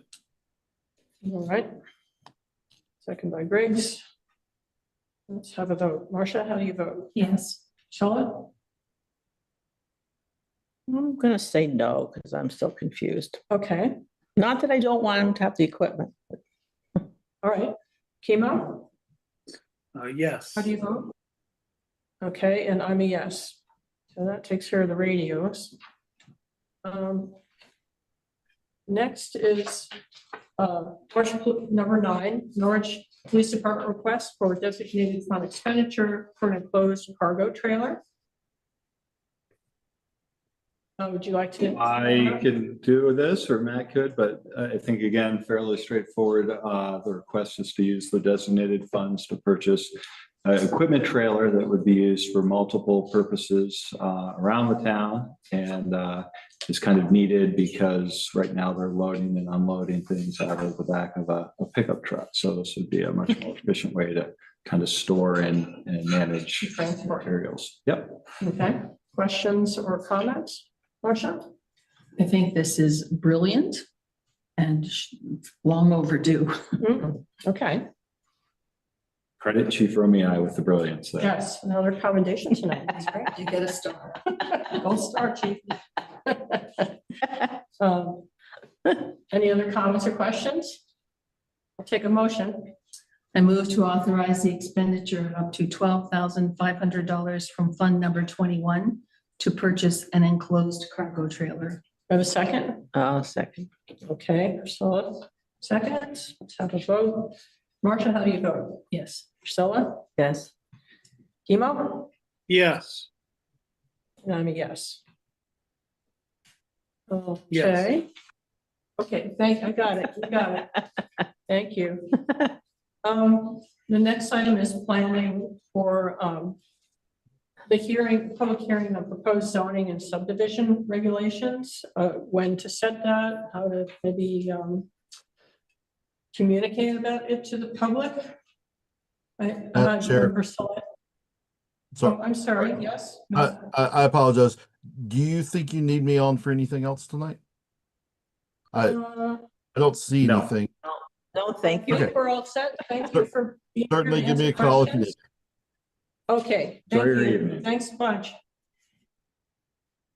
What about the Alright. talent show later? Oh, wow. Really be missing out. Chief couldn't be there for that. Talent show. Is it talent show. Well, Kemo's making a joke, but yeah, it'd be fun though, wouldn't it? Chemo, I'm We too have to remember tired that for April jokes. Fools, you know? Okay. Planning for hearing on proposed zoning and subdivision regulations, so. I think we're one day short of being actually able to have the planning hearing tonight. But we need to have one before we can pass the regulations that are recommended and approved by the planning commission. So it can be in a regular meeting, so we could, just do it at our next meeting, have a public hearing on it. Brennan? We can't, because the 15 days won't allow that either. I Oh, they double checked. don't? Okay. So if we how were would it gonna work? do this at the next possible regular meeting, it would be the 23rd. So we're gonna meet on July 9th, but we don't have 15 days between Okay. now and July 9th. So if we're gonna So set a we're going time, for the July 23rd. July 23rd would be the night. Okay. I think it's fairly formulaic, except, and I don't know if it will be, I don't know if there'll be a lot of public interest in it, but when we started out with our animal ordinance, there seemed like there was no interest, and then suddenly there was a lot. Yeah. So somehow a way of publicizing it a little bit might be good. I don't think it's got any radical changes, and most of them, I think, are coming down from the state. So we have to do it anyway. Madam Chair. But maybe Jan could, Jan, are you willing to speak to this? Yes, I would be happy to. And thank you. And I would just, for starters, I think, the vast majority of the work and the detailed beating the bushes of the public to get comments was done as part of the Planning Commission process. We received written testimony, some of which was incorporated into the latest version. We had the public hearing that was actually quite well attended. Actually, four of the select board were there at the public hearing, and Matt Sweat, who isn't here tonight, was there, so he saw the details around these changes. I think it's important to realize the way we saw this over, and this was about the last 9 months worth of work, and then really once we had Stephen True on board in November, we were able to really move it and get it to this point. But this is a set of changes that are designed to be really the relatively uncontroversial must-dos to be in line with state statute, cleaning up things, modernizing things.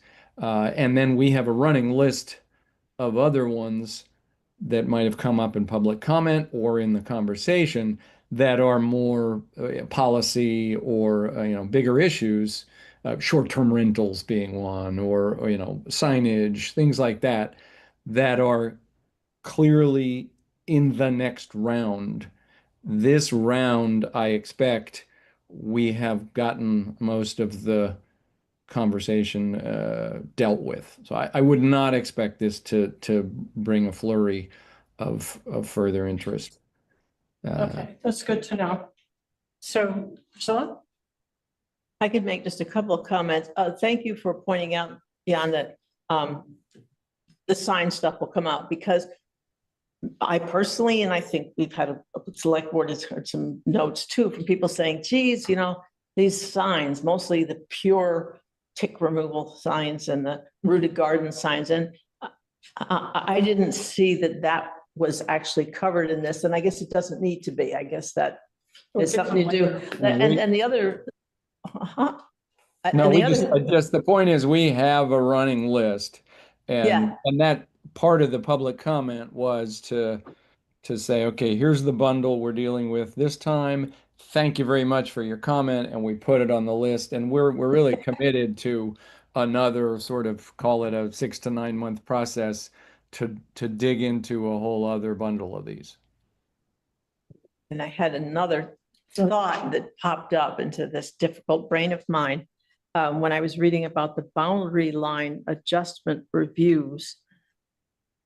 It hasn't been brought up for a while, and I think people want to keep pushing it under the rug, but there is this thing about the boundary line between Norwich and Sharon and Norwich and Thetford, and I don't know whether the Planning Commission gets involved in that or not. But I was just reminded of that. All right, I don't think that's the subject of this, though, but maybe that's on the. I don't know. I don't know. Running list. Yeah, I don't know. That's not their jurisdiction. No, it's not. I do not believe the Planning Commission is involved in that topic. You're not. Oh, okay. Not until, I mean, it hasn't come to us yet. Let's put it that way. And I would sort of leave it to Stephen to tell us if that was something we needed to deal with. Jurisdictionally, I can tell you it isn't. Go ahead, Marcia. So in other words, these are not the only bylaw amendments that you have coming down the pike. These are the state ones, I think. Mostly. Well, these are certainly the only ones that are delineated in any detail, and I would predict it's at least 6 months before the next bundle would be defined and proposed. So we're trying to do it in bunches so that things will move forward and we don't get bogged down trying to rewrite the whole thing. And some of these are just absolutely have-tos because we're in violation. Marcia? So I have a question, and then I have some comments. We had talked about the, come on, brain. About the rule against perpetuities. Did that get changed? Yeah, the saying how many lots you can have at the very beginning of your, and then having Right. that the recommendation of the DRB was taken, and we deleted that requirement. So it was in the subdivision. For people who didn't hear this, and this was comment from the DRB, we had something in the subdivision regs that said at the time of first subdivision of a lot, the maximum number of lots that could ever be put in that the remaining parcels, say, was to be designated, so that you would say this parcel can only have 5 lots, so that 15 years later somebody would come and that number would already be stamped on their Mylar. And that the DRB said that's a disaster to manage. It doesn't, and to Marcia's point, it doesn't hold up where you're trying to dictate what's going to happen 15 years from now when the bylaws have changed and so on. So that There's a was statute struck. against- Yeah, that was struck following the DRB's request. Great. So now my comment, the cover memo from Stephen with regard to the process for adoption doesn't cite the second or the fourth paragraph. It's paragraph D. Basically, it says that it cites the routine adoption in paragraph C, but it omits paragraph D, which allows for a petition for popular vote, notwithstanding subsection C. A vote by the legislative body on a bylaw amendment or repeal shall not take effect if 5% of the voters of the municipality petition for a meeting of the municipality to consider the bylaw amendment or repeal, and the petition is filed within 20 days of the vote. In that case, a meeting of the municipality shall be duly warned for the purpose of acting by Australian ballot upon the bylaw amendment or repeal. I think that should be included because it's part of the same statute. I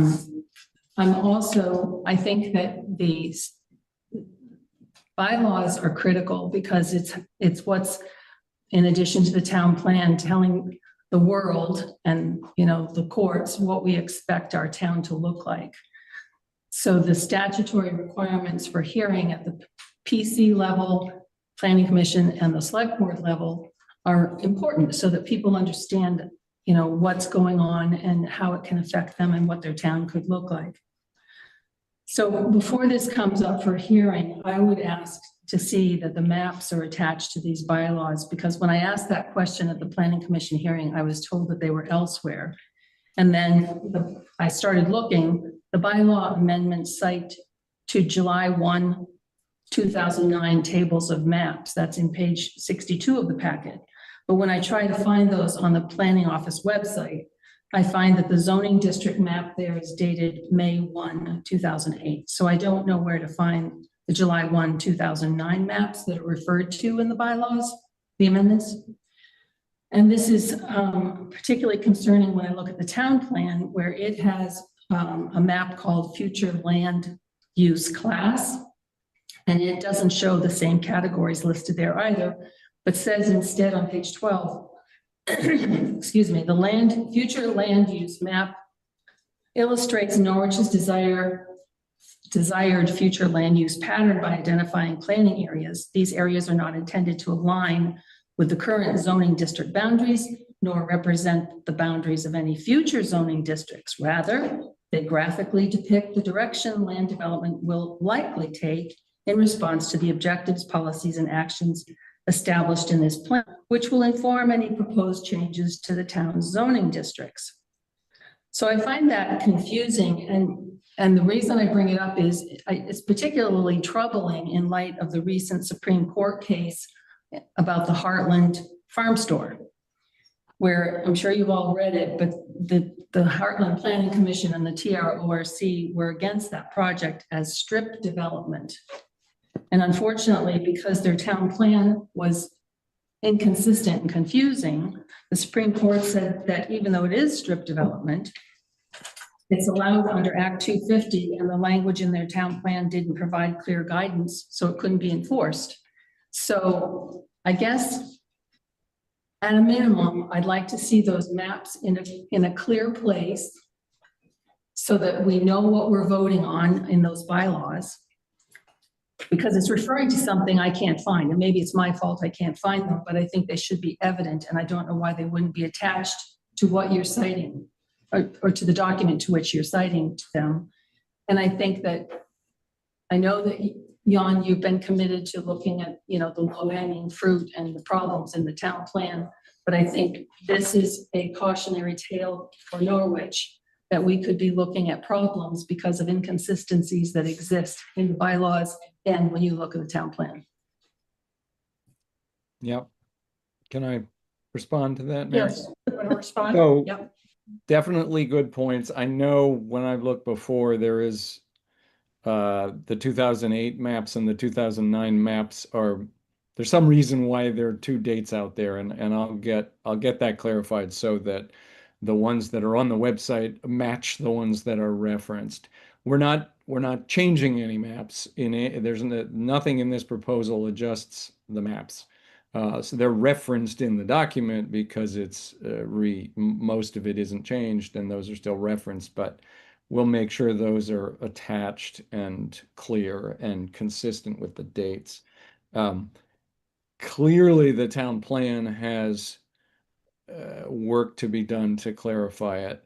And I agree, the future land use maps are always dangerous because they're so specific and so graphic that if you say, oh, these are just fuzzy for advisory purposes, and then you show a map, it is very specific. So we'll decide when we look at the town plan how to deal with the showing future land use.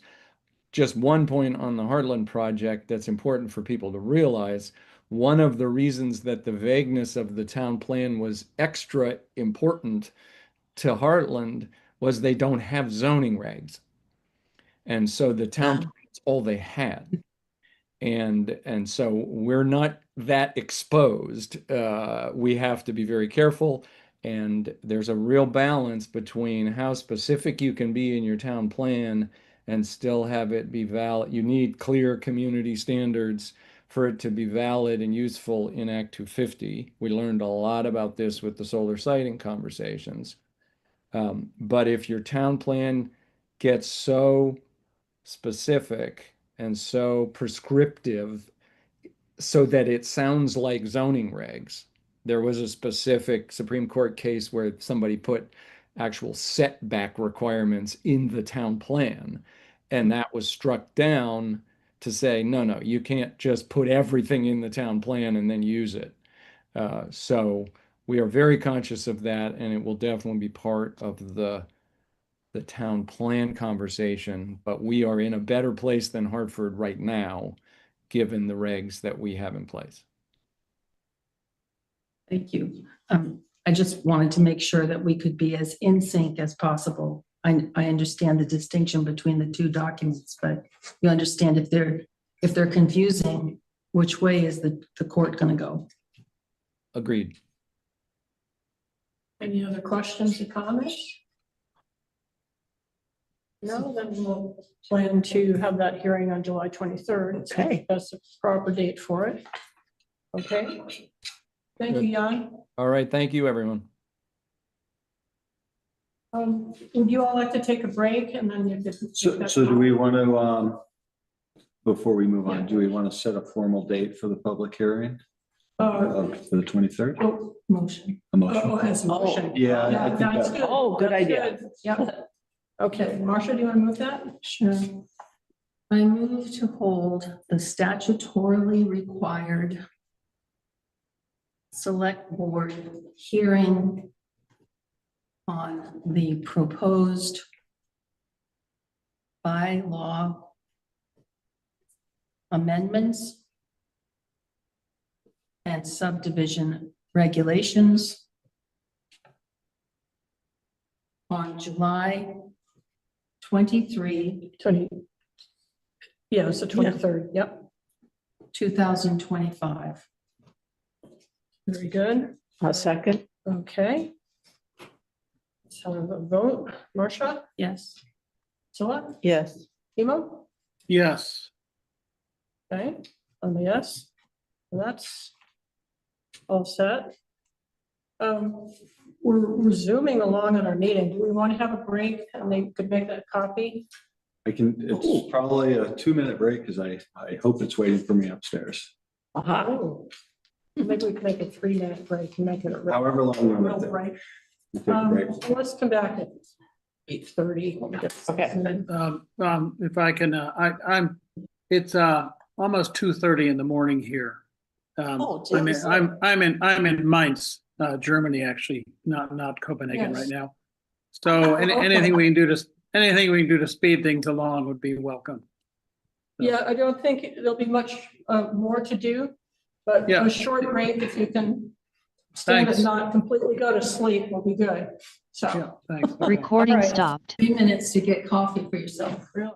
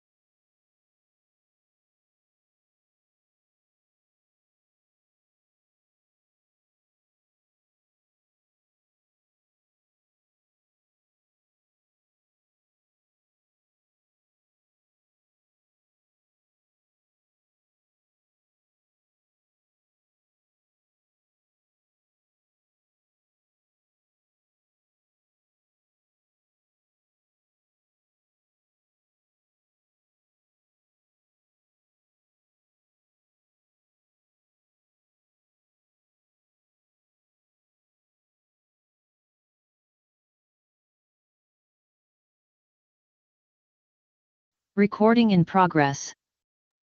All right, it's time for agenda item number 11, the town manager report. Thank you. All right, so as I usually do, I'll just kind of work through this and only talk about the things that are kind of critical. So as you know, we just signed the auditor engagement letter. Barry and Patience are already working. I think have already scheduled the first meeting with them, so that's moving. The town of Norwich COLA is a increase of 2.06. So it's down quite a bit from what it has been. And as you recall, this is a rolling average over 5 years. So yeah, it has an upper limit for union. Yes, it does, but this That's is way below that. well below, yeah. Okay. Yep. Planning department, obviously the bylaws we just talked about, so that's been a big thing for them. And let's see, DPW, our emergency road repair work is either underway or completed. So a lot of those washouts that we were dealing with a month ago have been mitigated, and Chris is still diligently working with the state on the emergency grant. So we'll hopefully have some numbers locked in for that, but it sounds like we'll be above the threshold there that we had to meet, which is good and bad. It's costly. The Hemlock Road, we haven't heard much about that recently, but that is well underway with the soil nailing. And I don't know if anyone's driven out that way, but a lot of that slope has been cleared so that the nailing can begin. And they are on target for being done in the middle of July, which was what we had hoped for. So that seems to be going well. And then our other big project for the culvert replacement is going to officially start next month. So that's going to be at the end of the summer, probably before we see completion there.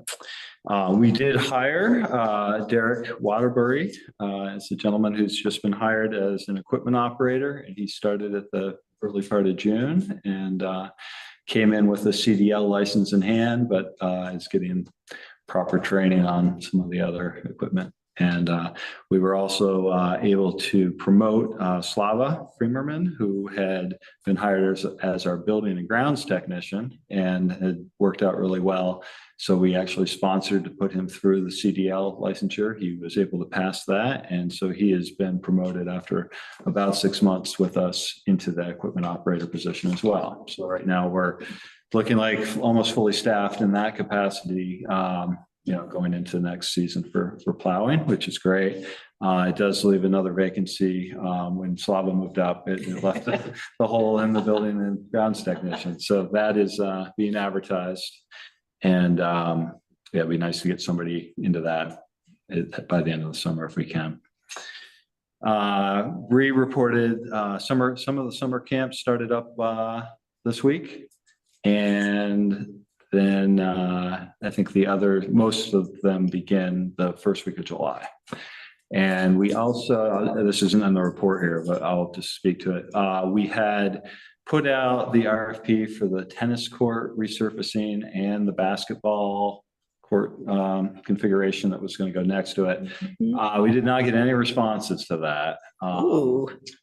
And so I think we actually issued it twice, got no responses. And so what Bree is working on, which we'll probably issue tomorrow, is taking out the basketball component and just leaving the tennis court resurfacing, which we hope will be a little more simple and straightforward. And again, given a couple of weeks to try to get some interest from somebody to do that. Yep. So from the town manager's office, I can say that our Tracy Hall boiler replacement project has been issued. The bid package has been issued. Responses are going to be due July 7th. We actually had a meeting on Monday for interested vendors to come, and we had 2 companies come, and our engineer was here to walk them through and just kind of point out the boiler room and get them a little more acclimated. So we have, it seems like some interest there. So that's good. Hope so. The cellular service RFP that we had put out there for the emergency tower did not receive any interest either. So I actually just reissued that today. And we're going to give that another 3 or 4 weeks to see if we can find any other interested folks. And I guess I will add my last piece here, and I guess seeking a little bit of guidance from the select board on this. So we also have in the lister's office a contract renewal that has come up for Amanda Bellio, who's been there for the last year, actually longer than a year, but her current contract's coming up, and we've discussed this at the select board level prior. So I have a couple, I guess, concerns, not with Amanda, who I think is really a wonderful person and I'm sure very competent, but more related to, I guess, the cost and the ability to get a full, licensed assessor into the office as quickly as we can, because I feel that is a pretty critical piece. So that's kind of been sitting on my desk for a couple weeks now. It's due at the end of the month, so upcoming. And I guess I'm a little confused by my role here as the town manager, because this seems like from the lister's office, an entity that I don't really manage. I don't have any control over Amanda, hours, anything else. And so that gives me a little concern as to why I'm signing off on a contract that maybe could just be done internally at the lister's level. The other piece that I'm a little confused by is we have Amanda, who I think when she was hired was billed as being sophisticated in things that our lister group was not. And that's why she was needed, not an assessor, but somebody that had the skill set to do other things. So we have her at a certain pay level. I did listen to a meeting that was held last week at the lister's office, which I haven't seen minutes to yet, but basically it was a new wage scale that was being proposed by the listers for themselves. And it was confusing to me because all of the new wages would be well higher than what we're paying Amanda, who again, I thought was kind of the higher level of lister. So a little confusion on my part when I feel a little bit uncomfortable. I'm hesitant to put my signature onto something. And I guess the other piece with Amanda is obviously when we're in the middle of this reappraisal, there's a lot of hours that are being used, reasonably so. But the suggestion is to keep her on contract for 6 months. So basically for another half a year, which I think I would prefer if we were going to do something to have that a shorter term contract where she could maybe be here for another month or so to get through the reappraisal if needed. And then some urgency to really start trying to find an assessor that might be interested. So I guess, again, I have signed these in the past. I could again, but I'm just a little uncomfortable that I'm signing things that I don't really have much control or authority over. So I don't know if there are any thoughts. Marcia? Yeah, I listened to that meeting as well. And the listers gave them some, as I understand it, a 3-grade salary hike, which, I think is confusing to me. At this point, it'll take effect on July 1 from the motion that I heard. And I just think, last week we heard from a group of families saying that they're going to have to, they won't be able to afford to live here. I just think it's an unfortunate time to decide to give yourself a raise of, 3 grades up. And I think when we agreed to budget for the lister with more experience, Amanda, we did that because they were down 1 or 2 listers in the lister's office. Now they've got a full complement. And the agreement, I've looked backwards and it was always understood from the historical minutes of the select board that, and this has been, discussed, that there was to be an assessor in that office. And so I think they've now been without an assessor for what, 2 years? 2 years, right? And I don't think KRT we didn't contract KRT to be the assessor. We contracted with them to do this statutorily required reappraisal. And so in a perfect world, we would still have had the the assessor and the listers. And then have KRT. Right. So I think I'm uncomfortable with that. And I think the whole thing is a little uncomfortable just because, as you say, you're not responsible for that office. We're not, except we're responsible for budgeting and responsible to the people in town to make sure that they're getting their money's worth of each office. So it would seem to me that your suggestion about, a couple more months for a transition for Amanda to be out, since they now have a full complement, should be enough. And then I think when it comes to budget season, we have to think about how much should we be budgeting for this office? I was surprised at the timing, to hear this timing of, were these pay raises or grade improvements,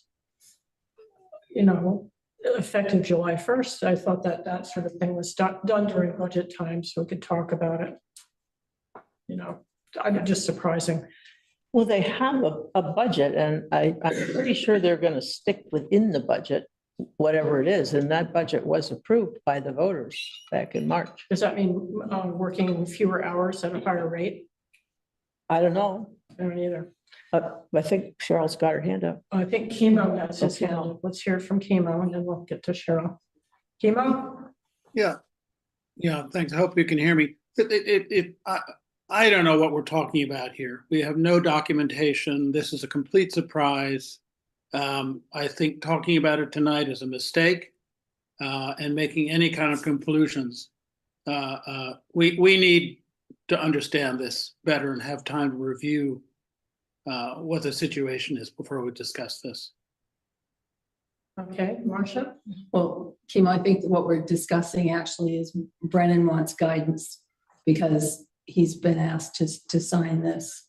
And he signed it before with the understanding of the way things were, and now things have changed. So that's the only thing. So maybe, we could just put it on the agenda for the next 2 weeks and talk about it then. That's what I would suggest. Let's put it on the agenda.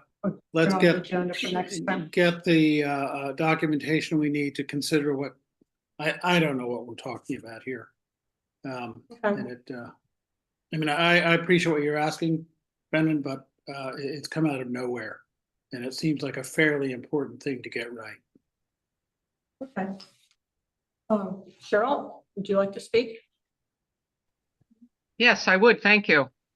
And I agree with Chemo. And once again, the listers provided this document weeks ago, and we have never had a conversation with the town manager. We tried to have a conversation, but it didn't end up going down this path. Some questions were asked and we answered those, and we have not heard back.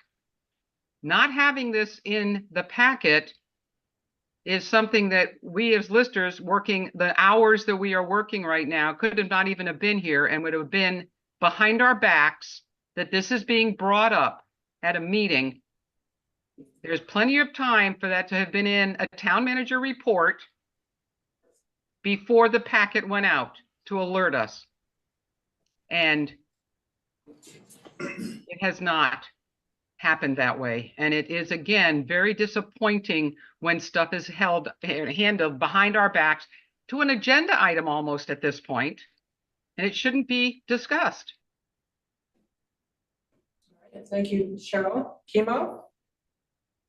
Oh, sorry, my hand is down. Okay, put your hand up.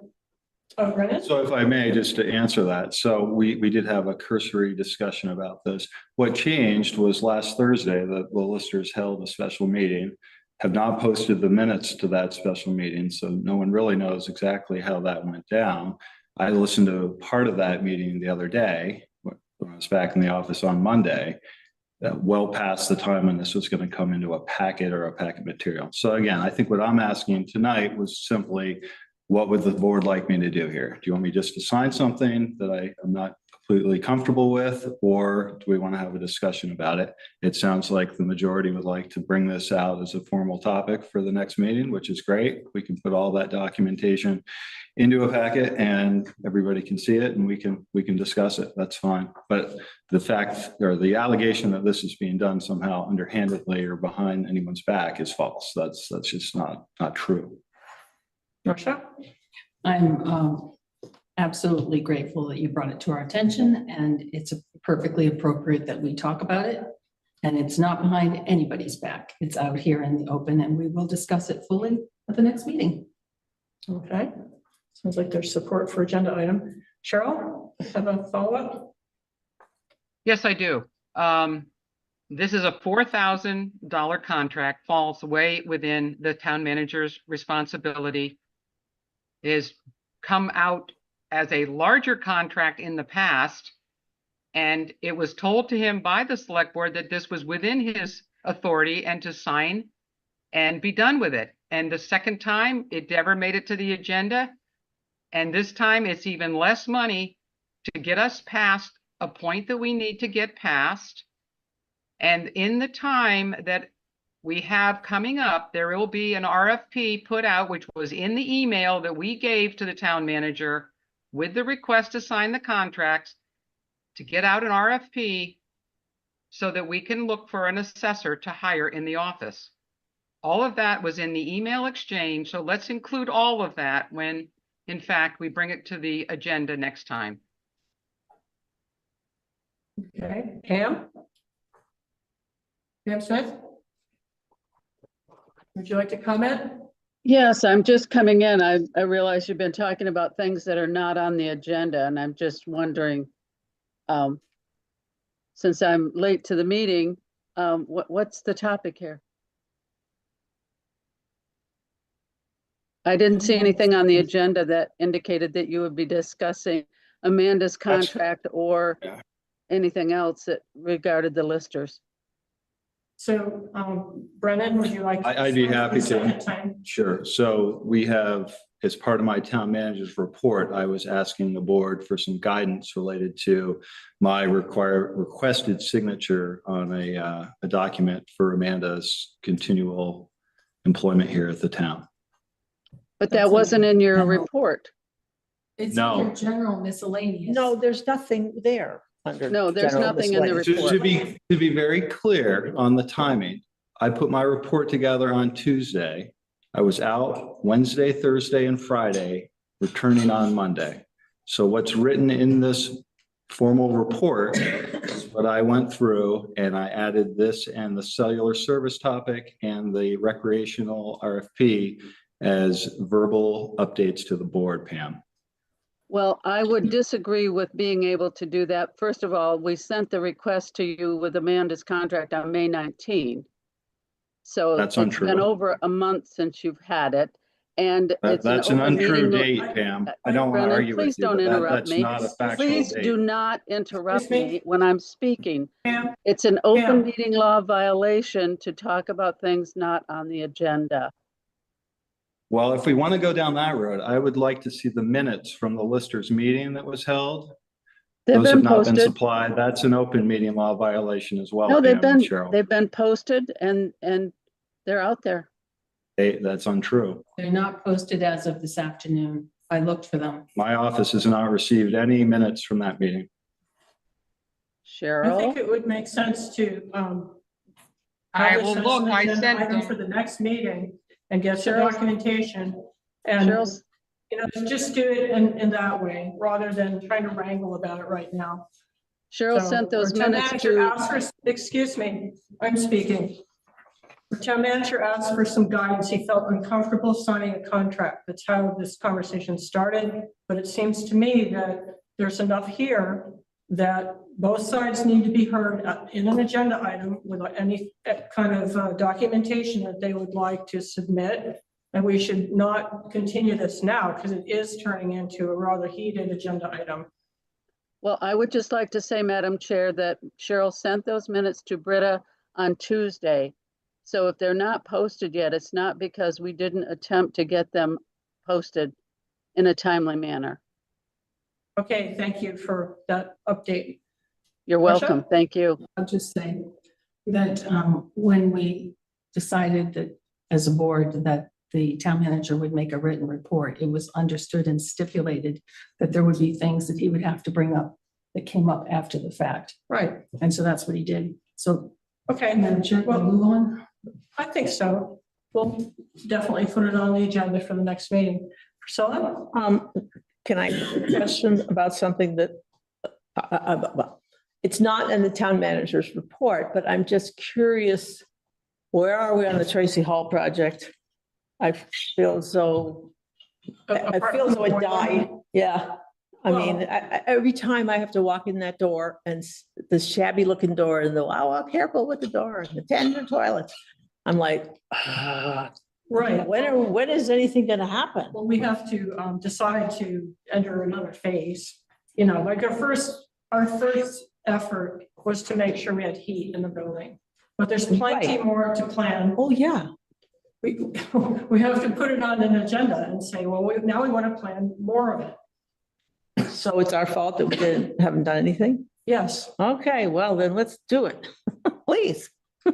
Well, just to answer that, so I think the urgency was to try to get the boiler. Right. Exactly. So now that we seem to, again, assuming we're gonna have some bids here by July, Thanks. I think it would be good to get this onto a future agenda item and say, okay, you know, we have funds. What other priorities do we want to try to tackle here in the next 6 to 12 months?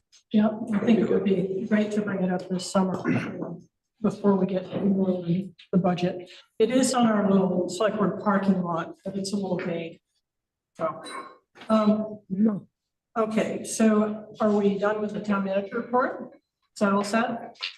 Yes, I'm done. Department reports are pretty much in the packet. Let's see, anything to?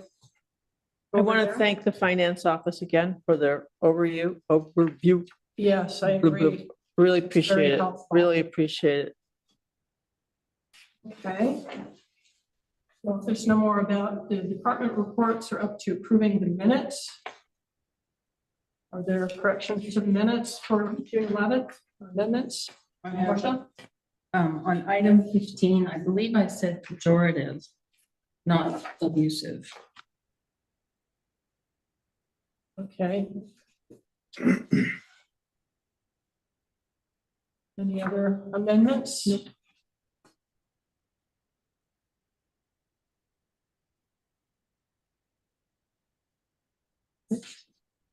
So are you?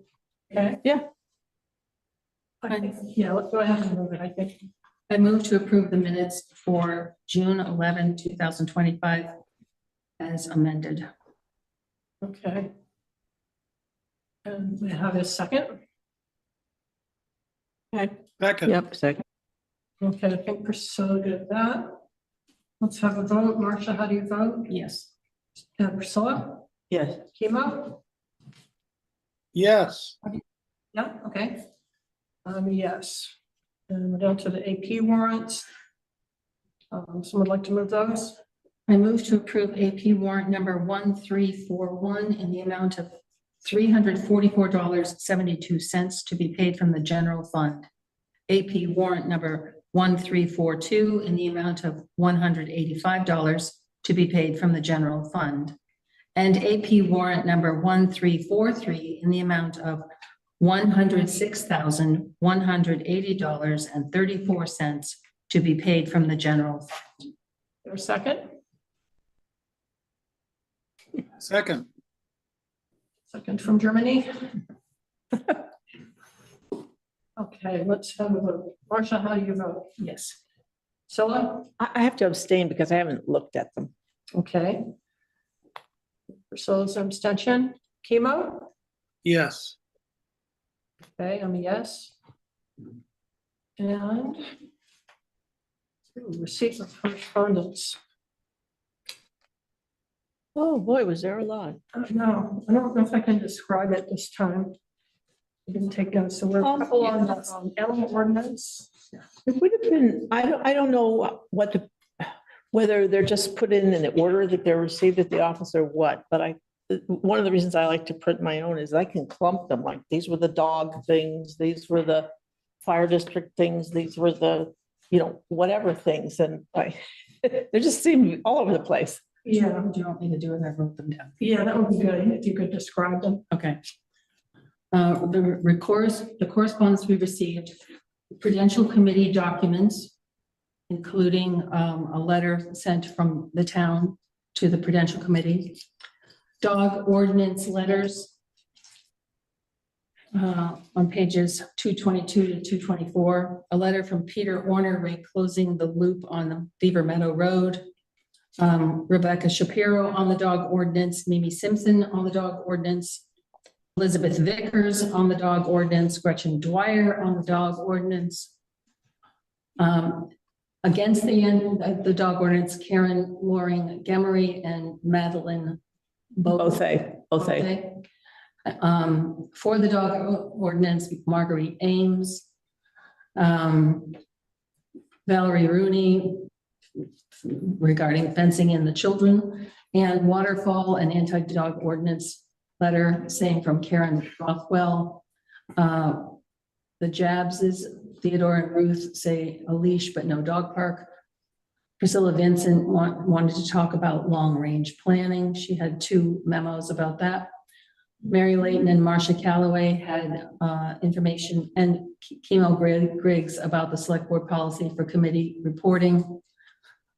Chris Katuki had something about the dog ordinance and control. Cheryl Lindbergh gave a Lister update. Peter French had a letter about no dog park and designated leash hours. And Chemo Griggs had something about the dog ordinance. Brian Livingston had something about the approval of repairs without select board involvement and advertising signs on roads. And I believe that was it. Okay. Any comments or questions about correspondence? Priscilla? I said I wouldn't say anything more about this, but Matt Sweat sent me some previous sort of long-range plan things that the town, we used to do. And now I can't find my notes. Oh, yes, I can. We had a capital plan and a report that we did in November 2006. And it was really interesting.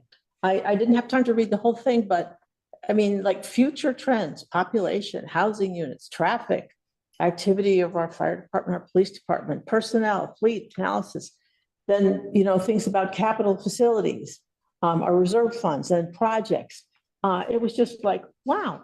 And then they came back 3 years later and looked at how did we do?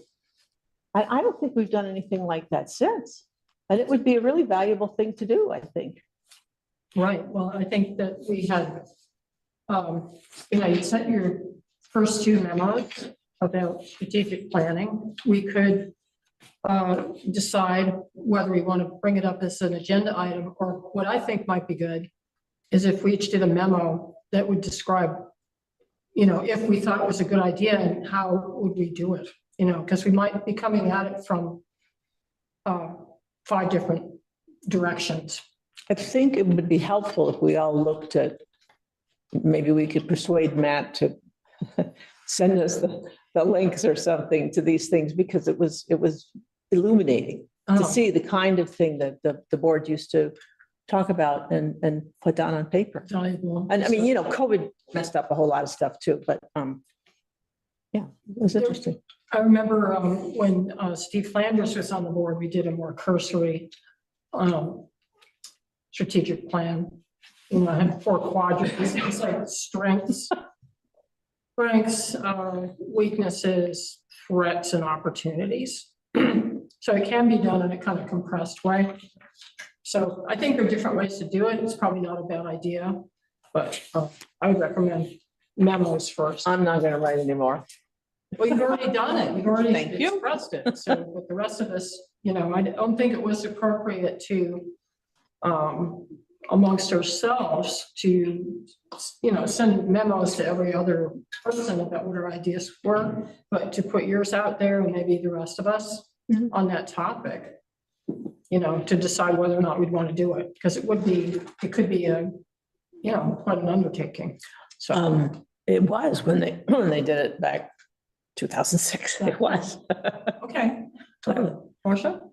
Well, I think I see it as the difference between how we do things now for budgeting, because what I see you want is what we do in budgeting.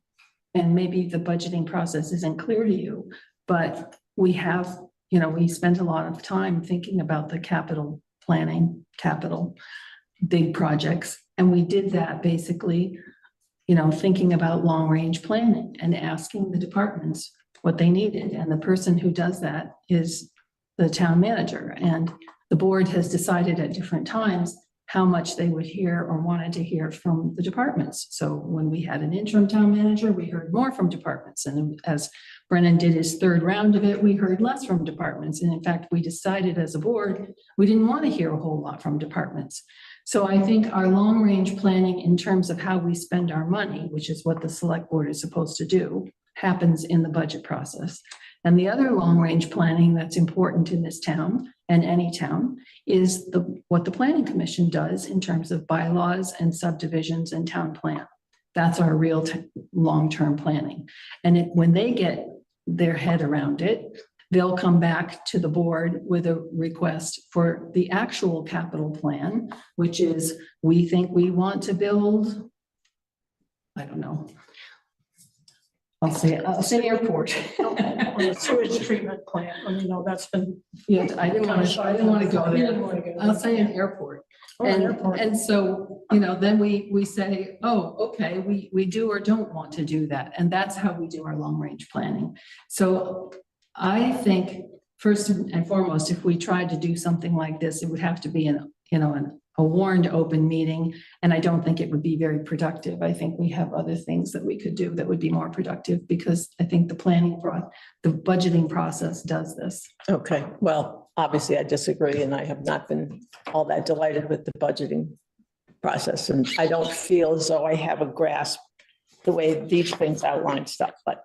So maybe that's what you need to do, is tell us what you think you need to make a better. I tried, and I can forward what Matt sent to me, and you can look at it too, but. Right, we kind of veered off. We have veered off.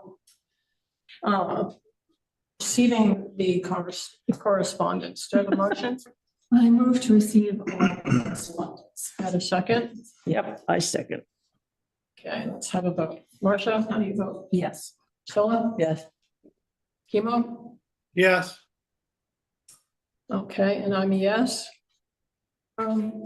Before we adjourn, I'd like to be clear on whether the board would like to have an agenda item about strategic planning, how that would work or not.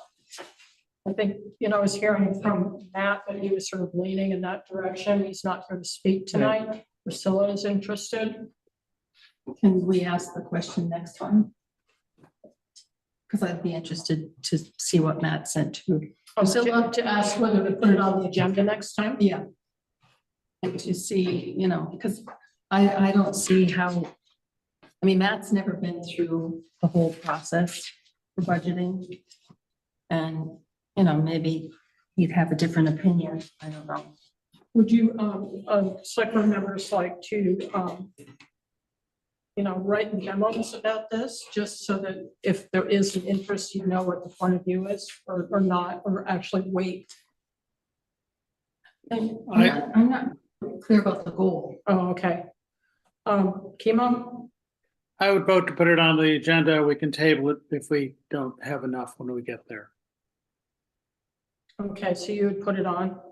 I would. All right, and that's, okay, so, and let's talk about what's the goal, what's the point of it, right? So, and I think there are going to be different points of view on this, just the way that, I'm wondering if Priscilla sees it more as a visioning kind of thing for the select board. That's one thing. I know it can be sort of done in that quadrant style that Steve Flanders did. It might be interesting for us to look at threats, which I think are mostly weather related. You know, I would like to know what's the greater frequency of us having to replace culverts and how we would plan for the future based on that kind of thing. There might be other threats as well. So I would be willing to put it on as sort of a brainstorming thing, and anyone who wants to participate, their idea of strategic planning or not, or what is sufficient that's already strategic planning. Marcia has an argument kind of against it because we've got the planning commission, we've got our budget process. So is that sufficient or is there something missing? Marcia? Yeah, I guess I'd want to know what it was we weren't hearing from departments that would make us budget differently. Okay.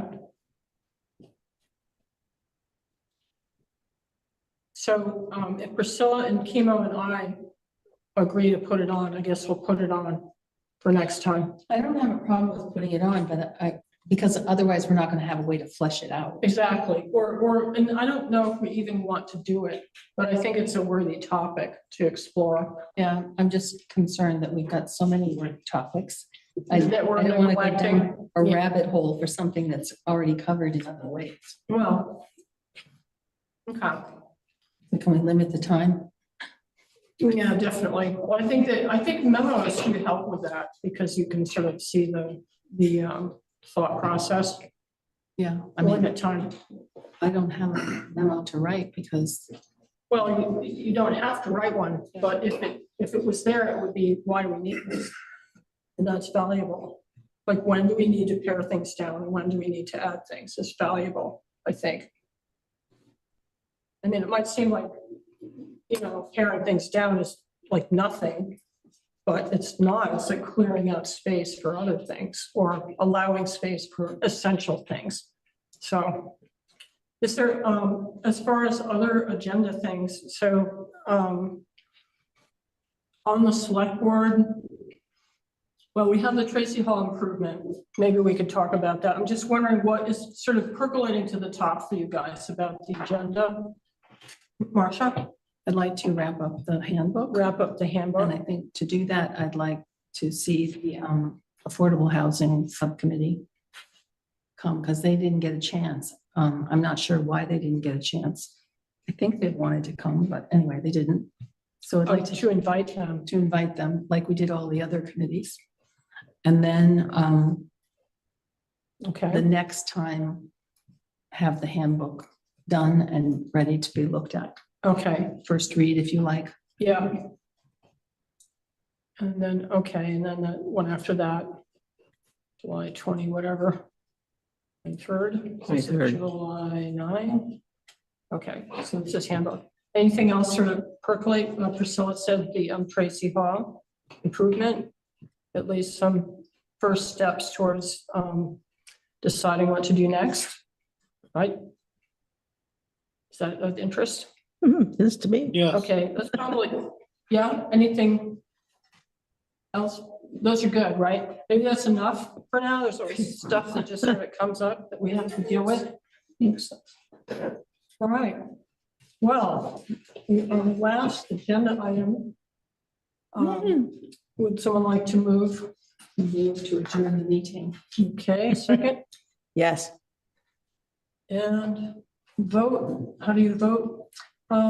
Marcia, Yes. Scylla, Yes. Kimo? Yes. You can go to bed now. Really? And I vote yes, and we are adjourned at 9:11. That's very nice That's for us. very nice. Right.